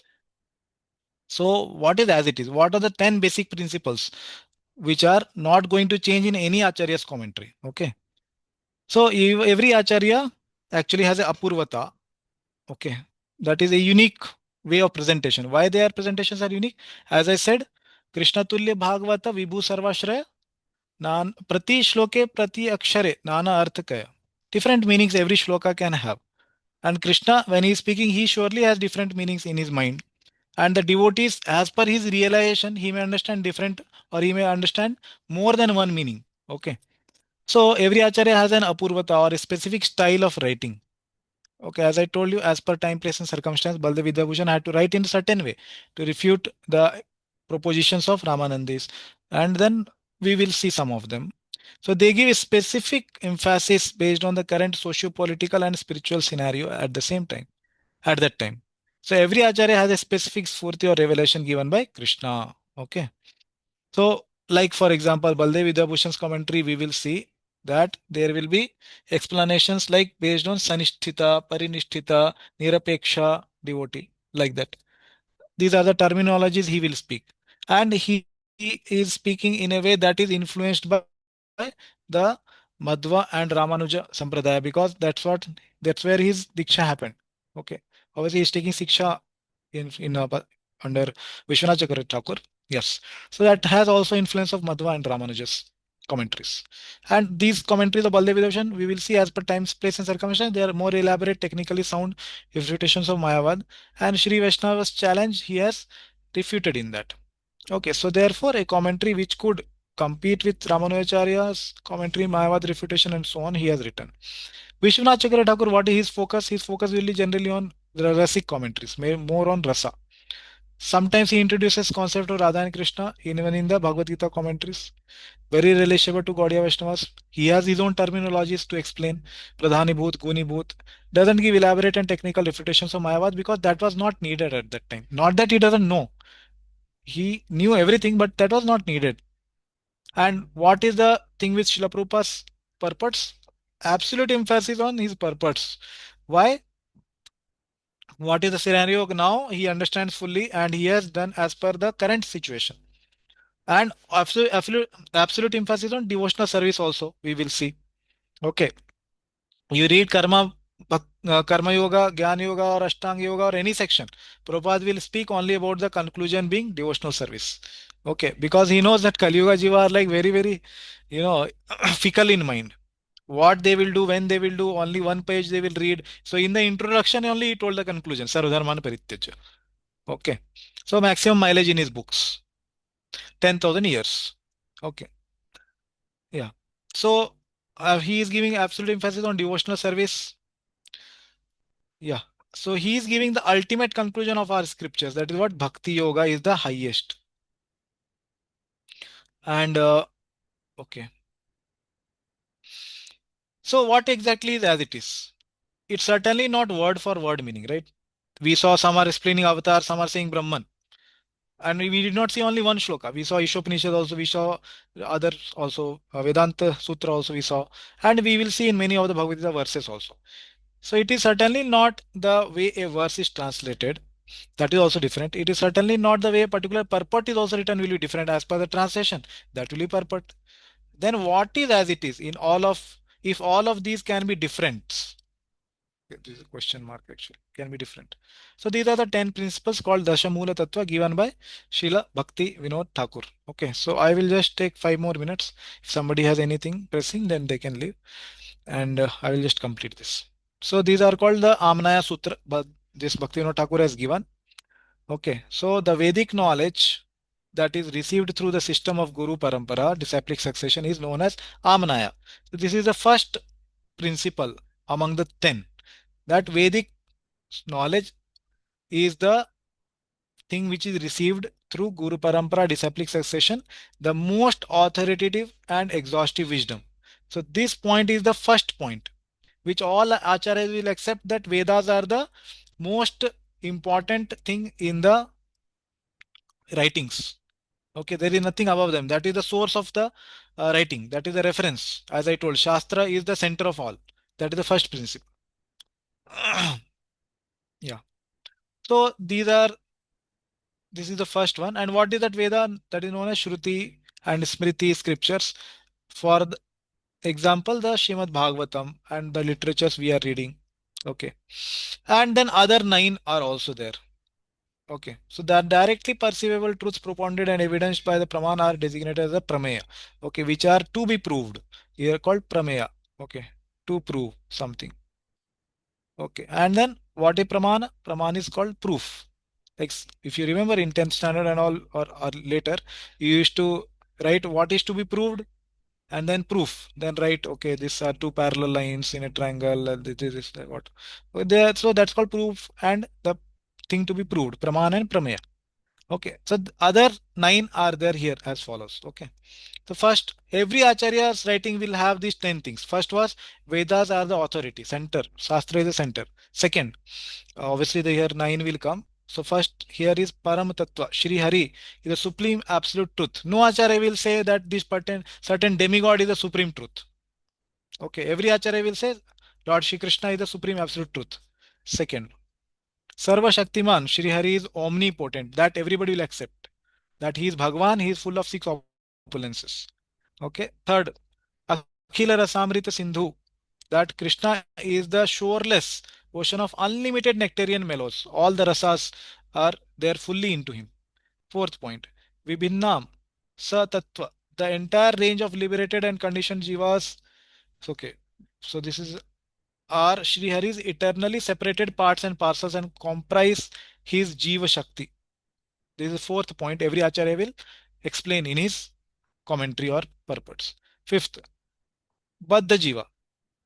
The conditioned Jiva is infected by Maya. This every Acharya will accept in his writings. Sixth, Mukta Jiva, that is Nitya Siddha Jiva, the liberated Jiva is free from Maya. Okay. Those who are Nitya Siddha and those who were conditioned and later liberated, both. Okay. Is free from Maya. Achintya Bheda Abheda Tattva, that what Chaitanya Mahaprabhu came to propound, that also all Acharyas will accept. All creation, either material or spiritual, is a manifestation of Sri Hari's inconceivable potency, which is simultaneously different and non-different from Lord himself. Eighth, Suddha Bhakti. Bhakti is the only sadhana that all Acharya will propound that only. Nobody will say, no, no, we should do Karma Yoga. Nobody will say we should do Gyan Yoga. Nobody will say that we will mix little bit Bhakti with this. No. Ninth, Krishna Preeti. That Krishna Prema is the ultimate sadhya, goal of all the devotees. This will be established by all Acharyas. Okay, these are the 10 points. First was Shastra is the center. Then these are 9 points later which mentioned. These all acharyas will say, and this is what is as it is in all acharyas presentation. Okay, so they may differ into the presentation of a particular verse, but these 10 essential points will be retained. So that's why Prabhupada's Bhagavad Gita is as it is. Baldev Vidyabhushan's Bhagavad Gita also is as it is. Vishwanath Chakravarti Thakur is also is as it is. Okay. And what are the additional aspects for a Gaudiya Vaishnava commentary? Aradhya Bhagavan Vrajesya Taniya Taddama Vrindavanam Ramya Kachidupasana Vrajavadhu Vargena Ya Kalpita Srimad Bhagavatam Pramanam Amalam Prema Pumartho Mahan Sri Chaitanya Mahaprabho Matamidam Tatradharana Paraha. So these are the 5 essential items which will be specially added into Gaudiya Vaishnava commentary. What are these 5 items? First, Aradhya Bhagavan, our worshipable Lord is who? Vraj Isha Tanayah. Who is Vrajesha? Yes, somebody can answer. Who is Vrajesha? Nanda Maharaj. Yes. And his son, Tanayah, is Krishna. So we don't consider Krishna as the king of Vraja. No, we don't want to give him any opulence. It's only without awe and reverence. That is Gaudiya Vaishnava mood. Vrajesha Tanayah first. He is to be worshipped. Tad Dhama Vrindavanam. And what is his abode? Is Vrindavan. Okay. That is the second point. Ramya Kachid Upasana. And what is the mode of worship? Vraj Vadhu Vargena. That was established by the gopis of Vrindavan. That is our mode of worship. Fourth, and what is the literature to support all these things? Srimad Bhagavatam Pramanam. The Praman is Srimad Bhagavatam for all these. What kind of Puran it is? Amalam, without any contamination. This is the fourth point. Prema Pumartho Mahan. And the fifth one is what? That ultimate goal of life is Prema. That was obviously the 10th one also here. Krishna Priti, Krishna Prema is ultimate. Okay, that is also covered here again. So these statements, Tatra Adara Na Paraha, which we have the highest regard. Adara Na Para, nothing above than this is of regard. Na Para. Whose opinion is all these things? How we are accepting? We are accepting all this thing because Sri Chaitanya Mahaprabhu Matam. This is the instruction or opinion of Sri Chaitanya Mahaprabhu. And who is writing this shloka? This is written by Kavi Karnapur's Guru. That is Chaitanya Mat Manjusha is written by Srila Vishwanath. What is that? Srinath Chakravarti. Yes, Srinath Chakravarti is writing this shloka in his book Chaitanya Mat Manjusha. Okay, and he is the Guru of Srila Kavi Karnapur. Okay, so this is the additional aspects of Gaudiya Vaishnava Acharyas, and you will find this in all the Acharyas commentary. This is what will be as it is. Okay, so some people may say this already we discussed this. This Acharya's translation also seems right. Nothing. It's not like that. What is the mood we study the commentaries? It's not. It seems right. It is actually right. All are as it is. We should have that conviction. If we cannot figure out how a particular explanation is right, then we should make efforts trying to understand them better. It's on our part to understand them better. Okay, we should not compare commentaries. Rather appreciate and get benefited by the apurvata, the uniqueness the Acharya is bringing into his commentary. So this is the mood in which we can learn the different commentaries of the Acharyas. Okay, not comparing and judging. Okay, we should try to understand this uniqueness as per the socio-political conditions that the Acharya may be. Okay, and this example we saw Srila Vishwanath Chadokar's commentary is not a sophisticated refutation of Mayavad but more rasik. So just because one commentary is more equipped to handle one aspect doesn't mean that the other commentary is inferior. Okay, we have to understand what is the purpose of that book it was written for. So, and what are the pitfalls, what we should not be doing while studying these. So avoid referring to individual verses. As I told, we should go cover to cover. Okay. So either we should study with a person who has read from cover to cover, or we should try to study from beginning to end, cover to cover. So why we should not do? You may miss out on the terminologies because different acharyas define terminology in the introduction itself. If you start in between, you will not understand. You may miss out on the premises on what the book is based. You may miss out on the styles. You won't have proper appreciation of his apurvata. So if you have time and enthusiasm, try to refer to it parallelly, but in a systematic way and from the beginning, because acharyas don't bother to redefine terminology and explain concepts again and again.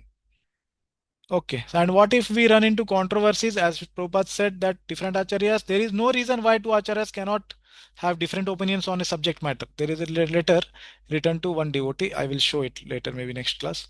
Prabhupada says, then what if we get into controversies?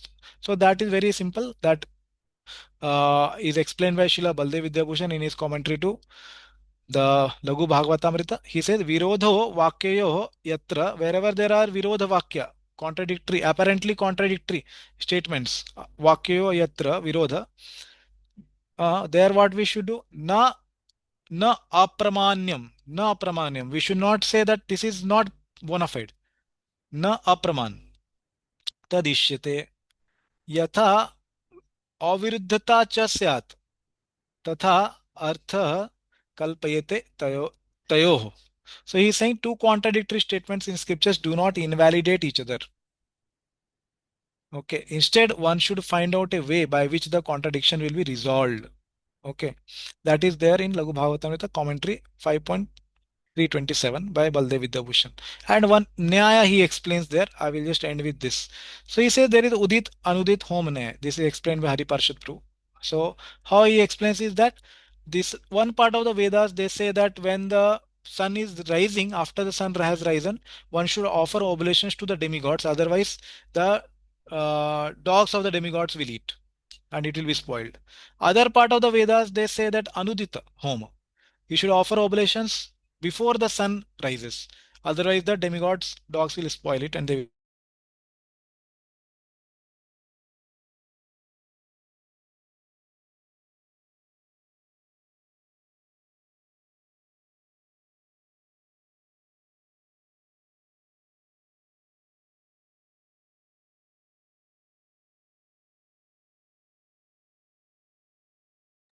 Hare Krishna.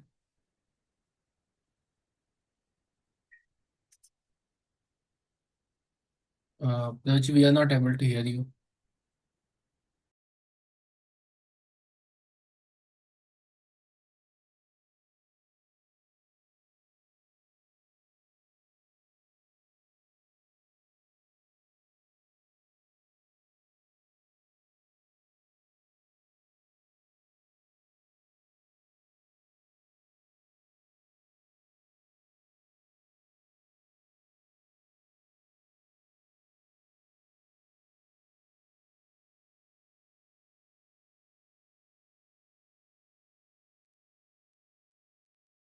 Hare Krishna, Prabhuji. Are you able to hear us now? Mm.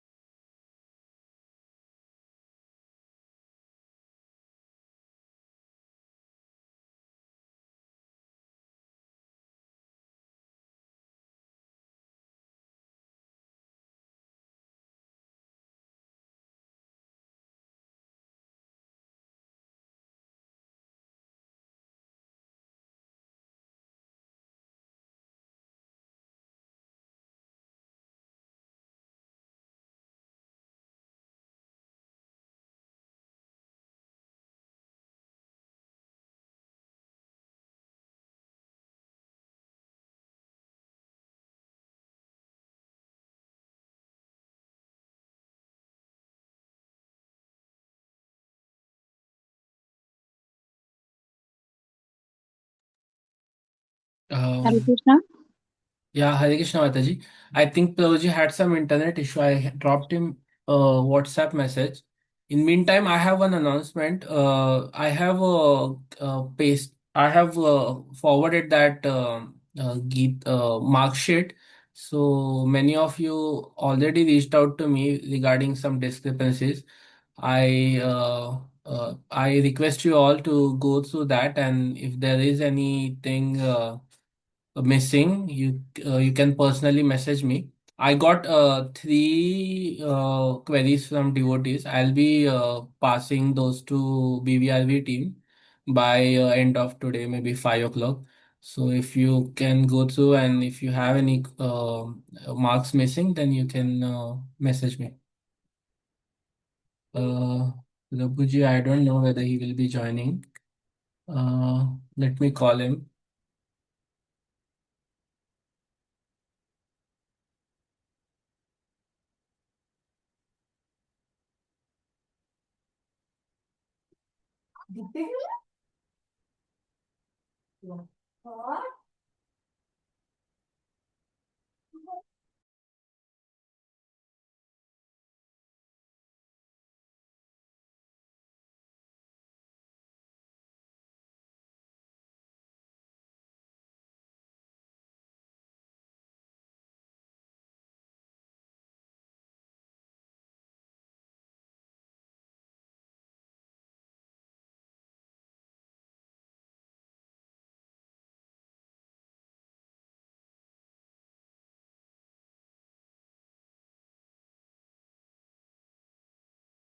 Proj is not picking up my phone. Maybe we can wait for 2-3 minutes more, and then no update. We can drop.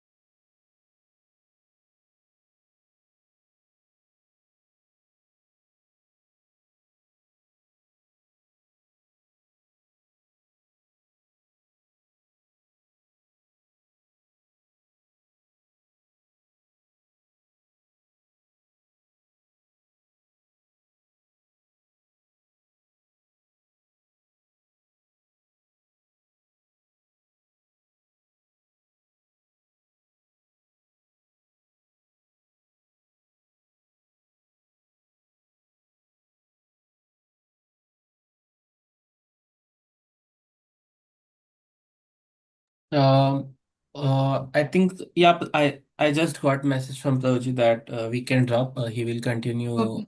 next session. Thank you Okay, everyone for joining, thank you. and thank Thank you you, for keeping Prabhuji. your videos Thank on. you, Privileged Mataji. Hare Krishna. Hare Hare Krishna. Krishna, Thank you. Prabhuji. Thank you. Dhanwad. Hare Bol.